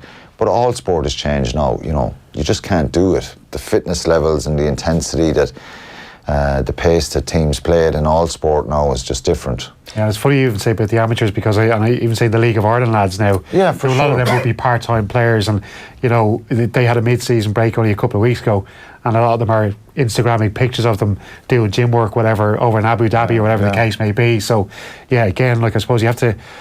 All credit to the. If you the could visualise a shot of John Hayes, Anthony Foley, myself, I had a couple of more. Rhys Ellison was there, played with Shannon. Colm McMahon played with Shannon at the time. Paul McMahon. There was about 6 or 7 rugby players, and then a few guys who didn't play rugby. If I could show you a shot of us lying around the pool at around 2 or 3 o'clock in an afternoon, after having probably coming home at 6 o'clock in the morning, that wouldn't be wonderful image. It wouldn't be a pretty sight. I dare say that's nothing doing anything that the Irish players have even kind of flirted with the idea of during their off-season. They seem to have come back in pretty good shape. They seem to have come back in ferocious shape, because we've seen the news this week that Johnny Sexton is after dislocating his thumb. Rory O'Connor had the line in the Irish Independent as well, that the training sessions going up against one another are fairly ferocious. Yeah, I think the first week was pretty intense, and maybe it was just to shock the players back. And look, pre-season is always tough. In my time as a rugby player, it was probably the one time of the year. The first 2 to 3 weeks are the worst, because it is a bit of a shock coming back in and having to do the fitness test and all the fitness sessions. It's tough. It's mentally and physically challenging. And then 2-3 weeks in, you're actually enjoying the challenge of pushing yourself into fitness, the weights, all that kind of stuff, and gradually the rugby comes back and you get to enjoy it. But pre-season is hard, and I think they had, most of the players had only 3 weeks off. They trained for 2 weeks when they came back, and then they got a week off last week, and that was kind of active training, recovery, and keep the body ticking over. So it's tough time for them, and they have a big build-up obviously throughout the summer. They have a lot of camps, and they've got to get the balance right of the load, the workload, being on the feet. Some guys will need to build up strength more, other guys maybe the endurance. And it's the sports science now is phenomenal. From like I said, when I started in 1996, I made my debut for Munster. 97, signed my first contract. To where it's gone now, it's intriguing for me every time I kind of look at these guys and see the type of training they're doing, the way they have to look after themselves with diet, nutrition, all that kind of stuff. But I think it's really important, and it always is. I played at 3 World Cups, and the build-ups to all 3 were probably a bit different. And the one that probably sticks out that maybe we didn't get right, and we didn't know at the time as players, and Eddie O'Sullivan and his coaches probably didn't know at the time either. It was a very intense kind of period throughout the summer where we were on our feet a lot. And then there's a lot of questions after what happened in France in 2007. Why were the team so flat? And maybe it was something to do with the training. I think it was definitely something to do with it closer to the matches, because we were doing a lot of hard physical sessions, full-on sessions against each other, and that's what Jason Cowan has to get right, and Joe Schmidt and his coaches this summer is getting that balance right. I thought it was brilliant that they had they came back for those 2 weeks, then got the week off, which wasn't completely off because they all had training programs to continue to do fitness sessions. It freshens the head a small bit. It's getting that balance right in the build-up to the warm-up games, and they're moving around the country for the next few weeks. They're in Galway this week, they're in Limerick next week. I'm sure they'll be going up the north as well, and it's just getting that balance right for the next few weeks is important. How do you keep players interested? Because it's such a long time to be in the camp together. We're 12th of July now. Yeah. They're going to be together now right until hopefully the World Cup final. But they're going to be together in camp. Like, it must be so hard, and there must be times where players start getting rally with each other. They start, you get a bit of cabin fever. There's no doubt about that, and I think part and parcel of maybe learning from the past a little bit. And Rory Best who's captain now, was there in 2007. He would kind of remember all that period and the intensity of the whole thing. And you want a competitive edge in a squad where they're kind of narky and going at each other in training, and that there's a demand for a high standard even when they're doing small skills sessions and stuff like that. And again, Stephen, as you say, it's if you're in Sunday night and you're there till Friday evening and you're heading back home for 2 days, that Saturday and Sunday can go very quickly, you know what I mean? And you have to try and balance the family, and a lot of them have young kids as well, and you're back in. So I don't have the schedule for the next week. I'm sure there's a few half weeks and shorter weeks as well in with some of it. But ultimately, as a player, that's the sacrifice they've got to make. And there will be a demand on their time and in the next while to try and get them right. They've got a certain amount of work to get done. There's 45 players, I think, in the group at the moment. Maybe a few more will be added and might be added during that period. And that's a balance they've got to get. They have to add in a little bit of fun as well. So they may have a night or two out, or a few quiet drinks together, game of golf if they're wherever they're staying. But it's probably the coaches will try and grab him and do as much as they can with him because they're trying to pack in a lot of stuff, and that's where Jason Cowan, he's got a. But they're all monitored now with heart rate monitors. They have a nutritionist with them as well. So the doctors, everyone, they'll monitor the load and stuff like that. And then there's a senior group which you have who'll say, well, we are overtrained, or we are tired, or we are grumpy. Can we have tomorrow off? Can we go home a day earlier? And that's kind of the way it works, you know. But there's a certain amount of work that they're going to have to just put through because they're playing games now in August, you know, and they're trying to build up the fitness at the moment. There's probably not, and it's getting that contact situation right, that certain guys need more strength and other guys need more fitness, you know, more endurance stuff. Yeah, like I'm all for the idea of high intensity stuff this time because you look at what they're doing in the Southern Hemisphere with the Rugby Championship and all that, but then the byproduct of that is Johnny Sexton getting injured. Yeah, but look, that's going to happen. Ultimately, the main goal here and the first goal is to get super fit, to get in great condition. There's no point in loading all the rugby stuff in, and they know better. And, you know, as I said about the sports science, they'll do that. There's no point in getting all the rugby stuff in at the start and not being fit enough. They've got to build up an endurance, a speed, a power, and a strength base that doesn't just take them through a World Cup, but kind of maintains them throughout the season. So that's kind of the primary goal.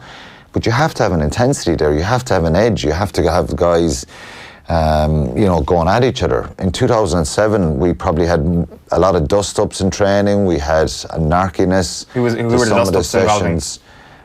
Forwards. It's usually the forwards, you know what I mean? When they go at each other, scrums and lineouts and stuff like that.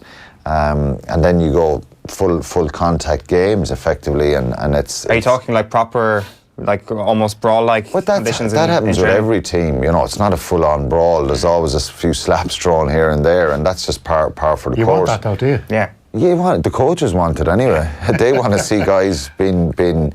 But that rugby is like that. When you have that physical confrontation, you're always going to get someone holding onto a jersey and someone swinging back or someone coming in offside or stuff like that. Provincial lines come in there, is there?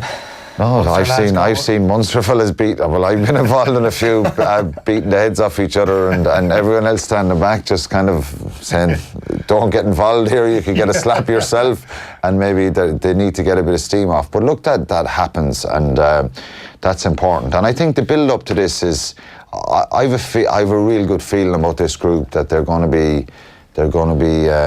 Physically and mentally in a good place come the World Cup. The other thing as well, I would imagine there's been plenty of home videos made by Joe Schmidt from the last few months for players to have a look at, and plenty of things that he wants them to see that they did wrong over the last few months. And look, Joe's is very intense with the players, and they know that. And I think I'd say every single player, Stephen, throughout the group that was involved in the Six Nations would have had a one-on-one with Joe Schmidt and his coaches and gone through the do's, the don'ts, the wrongs, the rights, and they'll know where they've got to work on, where they're at, and what's expected of them. And that's the detail.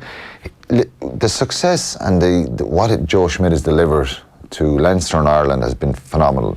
And I've said this after the Six Nations. I think the criticism and some of the negativity attached with the group was unfair. So a little bit justified, but maybe a bit of predictability in the Six Nations, and maybe not being able to cope with that high elevation that they had. But I think having it happen in the Six Nations is better than a World Cup. And ultimately, either way, if we get to a quarter-final, we're going to have to play New Zealand or South Africa. It's going to be incredibly... It's going to be incredibly difficult anyway. Just very quickly on that, like if we get into a situation where we were in 2015 with a load of injuries and stuff, like the Sexton injury now gives the opportunity for Jack Carthy and Ross Byrne to perhaps be putting their hand up in training a little bit. Does the injury kind of have that sort of impact on the team? Yeah, it does. I've dislocated my thumb many times. And I've broken my thumbs. They're 4 to 6 week job. They don't really, they keep him out of contact and stuff like that, and some of the weights training it'll be modified, but it's not going to have a huge effect. But I think it is, when there's some 50-50 decisions here that will ultimately happen in Joe's selection, some of the training stuff will come down to it as well. And if you're training well and grabbing the attention, but also your fitness scores. So if you're kind of blowing people out of the water with your fitness tests and your power tests, and they're improving and they're really high and they grab a bit of attention, that can have an effect as well. So it is an opportunity for Carty and Byrne, who may be going head to head for a seat in the plane, you know. So that's where that kind of, that you mentioned, that bit of edge that you want from players, and you as coaches, you want to sit back and you want to see them going at each other, and challenging each other, not in a bad way, but really with a high standard of attack and defence and the way they put their bodies on the line. Just very briefly before we wrap up, a couple of other things. Beauden Barrett has transferred to the Blues from the Hurricanes, one of the biggest transfers they've ever seen down there. This is going to result in a sabbatical as well at the end of the World Cup. So there's a couple of interesting threads to this story. It's phenomenal. I didn't think, I thought he was a Hurricane through and through, and there's obviously, that happens a bit more in New Zealand. We've seen with Joey Carberry going down to Munster, the shock, and maybe because of the high profile nature of it, we've seen players move provincially before, but for Barrett to do that is surprising. He's their prize asset, really, so giving him a sabbatical is something that probably happened. The first one to happen to was probably McCaw a few years ago. Yeah, Carter as well. Carter's done it, did it after, and effectively some of them are going to Japan now, so that's as good as a sabbatical, because they probably only play 10-12 games there in their season there. So it's an interesting one that it's happened, and one I was surprised with. Yeah, then just the final one before we wrap up this morning. Obviously, Les Kiss's comments yesterday surrounding Paddy Jackson. A couple of interesting threads to it. He says, I think there's more support than not for the decision to bring Paddy Jackson in. Do you reckon that's the case, that London Irish fans are more supportive than not? Yeah, look, I think the vast majority of people, you can't forget what happened, and you must remember they were acquitted, but you can't forget the whole story and maybe some of the behaviours that were there which were not good. But I think, I think it's time to let him move on and let him just play now. And I understand people will always have reservations there, and Diageo pulled out of sponsors, and that's their right to do that. But it's something he had to address yesterday in the press conference, and he's probably going to be asked about it a lot throughout the time that Paddy is there. But I just hope he gets back playing and is allowed play there now. He played the year in Pepperion. It was a poor Pepperion team that he was on. They got beaten a lot. This is a kind of a new project in London Irish where they've signed a lot of good players and they've invested a lot of money. So he probably knows better that the vast majority, probably rugby people in London Irish, will support. There'll always be, unfortunately, a divisive nature to Paddy being playing or Stuart Olding. He was speaking about him, that we signed him as a rugby player and that's all that matters. Is that all that matters? It's not all that matters. I think you've got to weigh, they would have weighed up the baggage that came with Paddy and the situation, but like I said, they were acquitted. For me, it's done and dusted. You can't completely forget it, but I think it's a little bit unfair to keep beating him with a stick over this. And people probably have an opinion that I'm wrong for saying that. I just think, you got to respect the process that happened, and you can't forget the behaviour and the text messages and stuff like that, but they were acquitted, and I think it's time to let them just get on with their lives now. I think it's always going to be difficult for them if they ever come back and try to come back and play in Ireland. But do you think that's a realistic possibility? It's going to be very difficult, I think. It's going to be very difficult, but I think I hope he goes well with London Irish now, and I hope he plays well, and maybe it could happen in a couple of years that he might come back and end up playing for Ireland again. It's a heavy price to pay, and people will say the girl in question has paid a heavy price as well, but I think from that situation, for the way their careers have gone, and that the prospect of never playing for Ireland again is a big price for him to pay. So we'll see. We'll see what happens. And I hope there's no protests and objections now every time they go out and play a game, because I don't think that's going to do anyone any good. Alan, we'll chat to you next Monday. I think we're getting into our depth chart next week. Going to start going through the plane that's going to go to Tokyo. Start picking your squad. Bums and seats, yeah. Will you might get a few bums on seats from here as well. Yeah, we'll see what happens. Right, so Vodafone are offering a lucky customer the chance to win a trip of a lifetime to support Irish rugby in Japan this September as part of the Team of Us. The winner and their +1 will win business class flights, tours and the sights and sounds of Japan, accommodation and a whopping $5,000 in spending money. That's a serious prize. It's a serious prize, and to enter, simply download the My Vodafone app and check out the Fantastic Days offer. The competition is open until the 21st of July. We're going to tweet out details from @OffTheBall on Twitter as well in a little while if you missed any of that. Right, here is former heavyweight contender Jerry Cooney talking about his appearance on The Simpsons. He played himself. You know, it's so much fun. I got the phone call and they asked me if I'd come out to California. So at the time I wasn't married, but I brought my then girlfriend now, who's my wife now, and we went out there, spent a week out there and did a lot of voiceovers. It was a lot of fun. Met the whole cast and crew. I got my poster signed by everybody, and we had a terrific time. And I didn't know exactly how it was going to cut up, and I became, the guy at the casino that opened up, and I was the greeter. And the rest is all history. Yeah, I get hit on the chin. But it was a great time. Listen, who gets to be on The Simpsons? My wife said, you know what? When you make it on The Simpsons, you made it. You really have made it, yeah. You're welcome back. That was Jerry Cooney speaking on Off the Ball recently, talking about The Simpsons. He played himself in season 5, episode something in season 5, I can't remember which one, when Mr. Burns opens a mega casino in Springfield. I actually haven't seen that episode. Season 5 probably peak Simpsons. Season 5, 6 starts tailing off, 7, 8. Can't watch it after that then. No, now it's just completely unwatchable. You can watch that full thing. Once they changed the writers, that was it, wasn't it? Game over. Yeah. The full thing is available on youtube.com/offtheball. As you can say, Colm Boohig is here in studio. We're not talking Cork because we've already done it. I heard he this morning. So much pride. Steve-O's covered all those bases.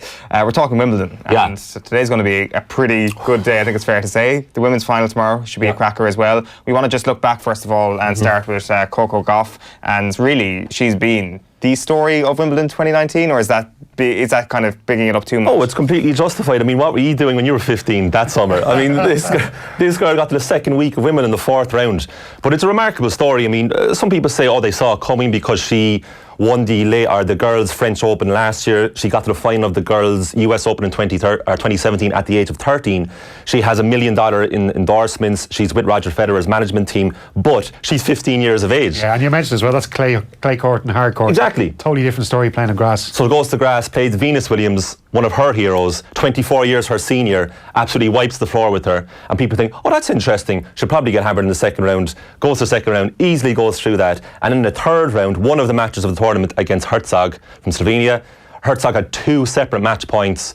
Gauff saved them and Gauff went on to win the match. And no matter what happens now, that will forever be remembered.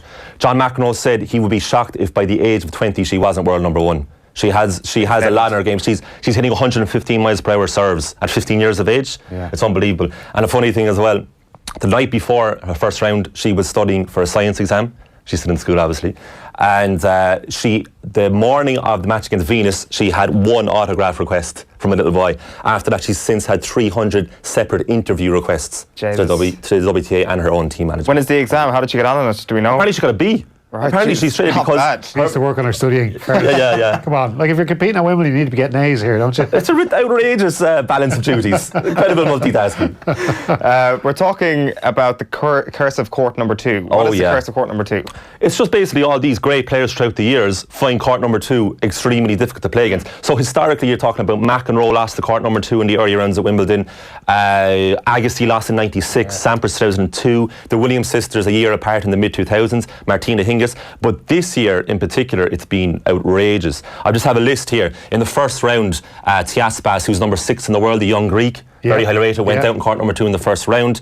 Dominic Thiem, world number 4, French Open finalist, gone in the first round in court number 2. Sharapova lost in the first round, court number 2. Former champion of Wimbledon, of course, 2004. She went off, retired. Second round, Angelique Kerber, world number 5, defending Wimbledon champion, went out. Stan Wawrinka, who's won every other Grand Slam except Wimbledon, went out. Ash Barty, women's world number 1, reigning French Open champion, out in the 4th round of court number 2.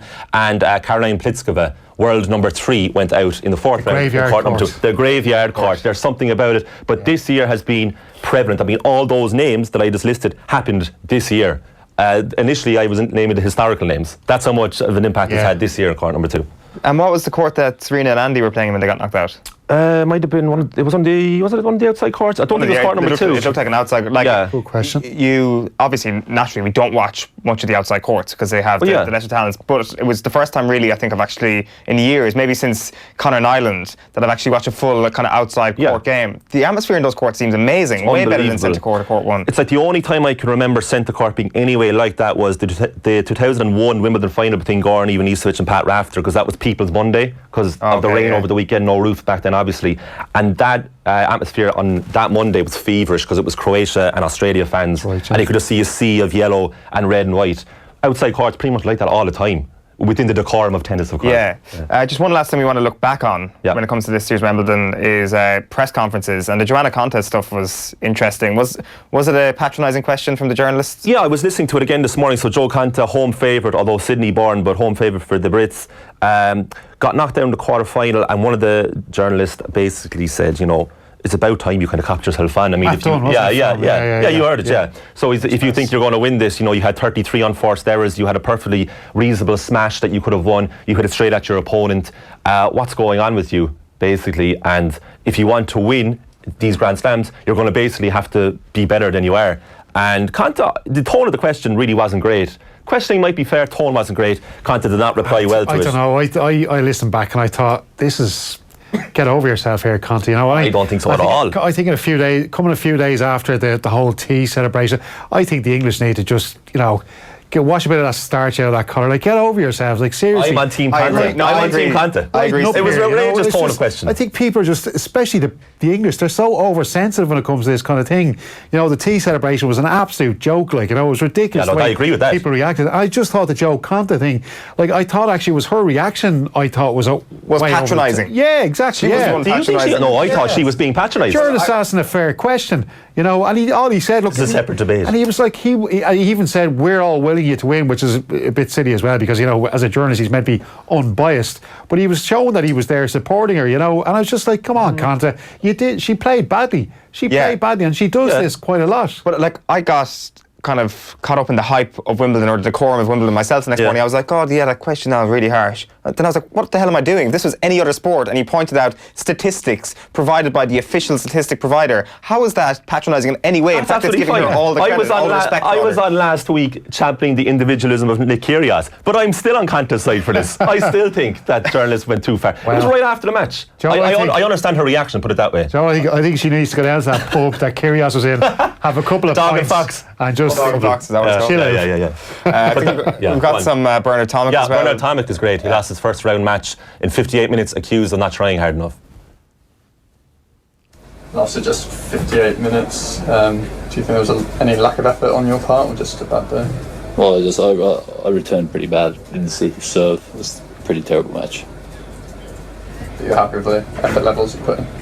What? You're happy though with the effort you were putting in? It just wasn't. Next question, please. You were fined a couple of years ago for lack of effort. Do you expect the same this time? What was that, just a walk out of a press conference? He was just like, I'm not going to answer you. Body language, he was out the gap in every sense of the word. Yeah, he's done it before, Tomic. So hard as well, isn't it? Because I know myself, the hardest interviews you will ever do as a journalist are the post-match interviews. They're so hard because you do want to show that you're empathising with the loser. You know that you don't want to kind of. You don't want to ruin the interview and, you know, risk a situation like that where they might walk out by asking the wrong question. And the sports person themselves they're full of adrenaline, they're full of disappointment, whatever the case may be. It is so hard. You really, as a journalist, you have to tiptoe through these things and try your best not to wind them up. Yeah, Conte. Yeah, exactly. Let's talk Nadal Federer this afternoon. I presume this is still a match that you get excited by? This is unbelievable. Would you believe it's the first time they played each other at Wimbledon since that great 2008 final, which for many people is the greatest match of all time. Yeah, at Wimbledon. It's incredible. 11 years. That match, like, it was dark when they played that last point and Nadal won the fifth set. You see a picture of it up there. They look so young. Like, it's unbelievable. But 11 years on, they're playing each other at Wimbledon for the first time. But it is, you see, it's the big three dominance, right? And it is it is disappointing. It is a bit repetitive. Like, it's Djokovic, Nadal, Federer all the time. But it's the first time since 2007 that the three of them have been in the Wimbledon semi-finals at the same time. So at least there's that. Yeah, there is that to it. But Nadal, Federer, I don't have a great feeling for Federer. He's played Nadal 4 times in Grand Slam semi-finals and he's lost every one of them. Yeah. And the further the match goes, you have to favour Nadal. Yeah, 4 years Nadal is over that injury, the struggle he had for. He's kind of got over that. But come on, Nadal is 38 next month. Sorry, Federer. Yeah. Federer's 38 next month. This is an indictment of men's tennis. Where are all the young players coming through? It's an absolute disgrace. This might as well be the Wimbledon seniors. These guys are. But that's what Federer said. It's as long as us three are around, they're not, no one else is going to get through and they're on their 30s. It is kind of ridiculous, to be fair. Can I make a brief point about the other semi-final between Djokovic and Roberto Bautista Agut, the Spaniard? It's his first ever Grand Slam semi-final. He's 31 years of age. I don't know if you heard this, but he had to postpone his stag do. It was supposed to be this weekend, so he had booked his stag do for this weekend, thinking, I'm not going to go anywhere near the end of this Wimbledon. Hang on a minute, that's fine for him. What about all his mates who pay for those flights to Prague? They're flying over to Wimbledon today. Brilliant. So that match is first on centre court. Djokovic, Bautista go at 1 o'clock on centre court. So there's going to be a handful of Larry lads told to be quiet for the whole match. It's just them and Nick Kyrgios in the pub, drinking away their sorrows. Inflatable sheep and blow-up dolls, all that kind of stuff. Yeah. But Nadal Federer is on after that. Hopefully it'll be as late as possible. Hopefully Djokovic and Bautista will go as late as possible. Batista is going to beat them twice this year in a row in Doha and Miami.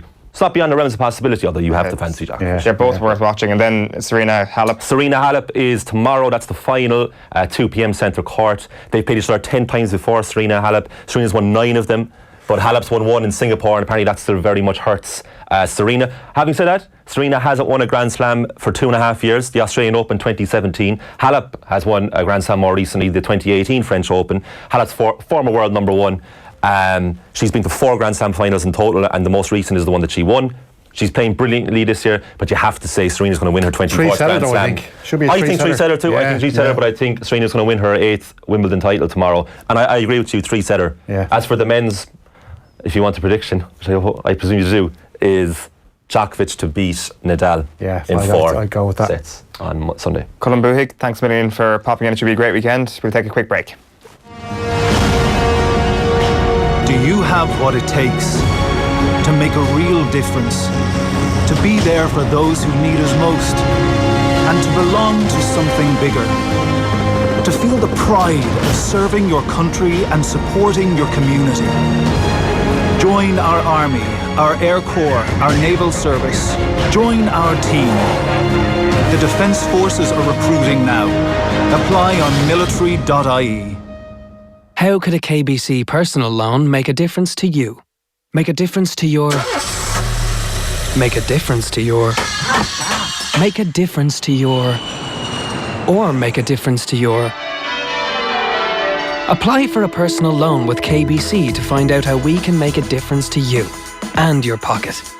KBC, the bank of you. Lending criteria, underwriting, terms and conditions apply. KBC Bank Ireland PLC is regulated by the Central Bank of Ireland. Deal or No Deal is coming in just a moment, but Phil Egan's here with the news. Yeah, well, we'll start with the football. Obviously, busy night for the League of Ireland clubs in the Europa League last night. Shamrock Rovers got the best result. They left it late, but they came away from Norway with a 2-2 draw against Brann in the first qualifying round. Roberto Lopez scored that goal for Rovers. Eventful night for him, that injury time equaliser. He also gave away a penalty, had a major hand in the first Rovers goal as well. Cork City and St Pat's, though, have it all to do in the second leg of their ties. Cork lost 2-0 at home to Progress Niederkorn of Luxembourg, and Carl Shepard missed a penalty in the first half for the Leesiders as well. Pats went down 2-0 to Norrköping at Richmond Park. They conceded the second goal 5 minutes from time. A deflection off Lee Desmond gave Brendan Clark no chance in the Pats goals. So second legs of all those ties next Thursday. One game tonight in the SSE or Tricity League Premier Division. Derry City are at home to UCD. Kickoff is at 7:45. Liverpool manager Jurgen Klopp believes Ryan Brewster can play a major role this season. He scored twice last night for Liverpool in their 6-0 win over Tranmere in their first pre-season friendly. And the other goals coming from Divock Origi came on the second half, scored as well. The same week that he signed his new contract. He just touched on it there, Roger Federer and Rafa Nadal, the highlight of men's semi-final day at Wimbledon. 2 legends of the game, first meeting since 2008 in the final, and The upper hand goes to Nadal. He's won 24 of their previous 39 meetings. Federer 2-1 in terms of Wimbledon clashes, but Federer's never beaten Nadal in a Grand Slam semi-final. That is after the semi-final between defending champion Novak Djokovic and Roberto Bautista Agut. That one gets underway just after 1 o'clock. Kerry are into the Munster Under-20 football final after an 18 points to 1-3 win over Limerick last night. So Jack O'Connor's side will face the winners of tonight's second semi-final between Cork and Waterford, which gets underway at 7 o'clock in Clonakilty. Pádraig Harrington and Rory McIlroy both 4 under par on day 2 of the Scottish Open, which is already underway. McIlroy has played 2 holes of a second round. Harrington will tee off at 1 o'clock. Paul Dunne is 1 under. Graham McDowell is 2 over. The new leader, England's Lee Slattery, he is 10 under par. And finally, Marcus Lawler claimed bronze for Ireland at the World University Games in Naples last night. Finished third in the men's 200 metres. It is 19 minutes past 9 on this Friday morning, aka business time, transfer business time. You're very welcome, Stephen Doyle, to your very first Deal or No Deal. Phil Egan, as ever, is with us. And before we get to anything else this morning, there is news on Diego Costa. We told you earlier in the week that Jim White said that the Everton rumour was a non-starter based on his conversation with a top Everton executive. However, there is a major update. Marco Silva does want the striker, who is surplus to requirements at Atletico Madrid, to come to Everton, according to everyone from The Sun to The Guardian this morning. That's on top of the reports of a move to Wolves, brokered by super agent and friend of the club, Jorge Mendes. And there's a new player in the story. West Ham have been linked with the Spanish star. Sam Allardyce thinks that Costa would get Everton into the Champions League or get West Ham into Europe. He was on the Jim White show, which previously rubbished the rumours. he said, I reckon he would thrive being a big fish in a smaller pond as well. I think it would be a perfect fit. He's definitely the sort of player who will be a hit with the West Ham fans. I've seen him unravel calm defenders and turn them into having fights that they never want to have. And by doing so, they lose concentration. And then all they're concentrating on is trying to take a chunk out of him rather than defending properly. When he plays like that, that's when he's at his best. Where do we want to see Diego Costa next season? I think the best move for Costa is Wolves. Yeah. They're the team. He has to go to Everton, though. Everton would be great for him. I would love to. And do you know something? I want to see Kevin Kilbane happy next season. I want to be maybe at Premier League games with Kevin Kilbane with a smile on his face, Goodison Park. And one thing I know that will make Kevin Kilbane a very happy man is to see Diego Costa at Everton, his favourite player in world football at the moment. And he's going to follow in the footsteps of Duncan Ferguson. Imagine Duncan Ferguson coaching Diego Costa. He'd be a cult hero at Everton. Yeah. I thought you said something else there. No. He obviously, in terms of, they probably need him. Well, Everton and West Ham need him the most. Wolves have decent options up front. They've obviously brought in Raúl Jiménez on a permanent deal. But yeah, if he went to Everton, that's what Everton need. As good as Calvert-Lewin was when he came into the team during the season, just doesn't score enough goals. He certainly occupies defenders a lot more than Cenk Tosun did. But Costa would be exactly what Everton need. And Calvert-Lewin, what he was good at last season, I thought, was he can hold the ball up. He brings the other players into play, the back three, or the striking three behind him, the likes of Gylfi Sigurdsson and Andre Gomes. Andre was playing a bit deeper, but he can score goals. We all know that. Diego Costa, he's played in the Premier League. He's well able to put up with Premier League defenders, and I think it'd be a great move. Like you said, with Wolves, they have got those options up front. West Ham, I don't know, what have they got there now? Really, they've not got a. Diego Costa would improve both teams, I think it's fair to say. And I think we can speak for everybody when we hope that this is a deal. Right, so shortly after we finished yesterday, Lauren Koscielny hopped on the summer of 2019's hottest football trend and didn't bother to show up for Arsenal's pre-season. Lyon, Bordeaux and Rennes are leading the race to sign the French international. What do we make of the ballsy no-show move, and will Arsenal miss him if he goes? Well, he only came back into the Arsenal team in December because he had that horrible Achilles injury that ruled him out of the World Cup. He's the captain. It's not really a great example to set as the squad is about to depart to the US. He's not going. He wants to be released from his contract a season early so he can go on a free transfer, whereas Arsenal don't want that to happen. But if he doesn't want to play, how can you bring him back into a team? How can you bring your captain back in? He hasn't even done the, my back is at me. He hasn't tried the feign injury. He's just refused to get on the plane. He's done a Mr. T. He ain't getting on no plane. Now, obviously, they didn't try and trick him and give him a glass of milk and say, you'd be grand, get on. A little injection in the back of the shoulder there. But he's not looking. In terms of missing him, like, he didn't play that many games, but Arsenal are light at the back. And we talked about it earlier in the week that there's talk of Mustafi going. But it's all well and good getting rid of these lads, like, who aren't good enough if you want to challenge for Champions League football, but you have to replace them. And we know that Arsenal aren't flush with cash.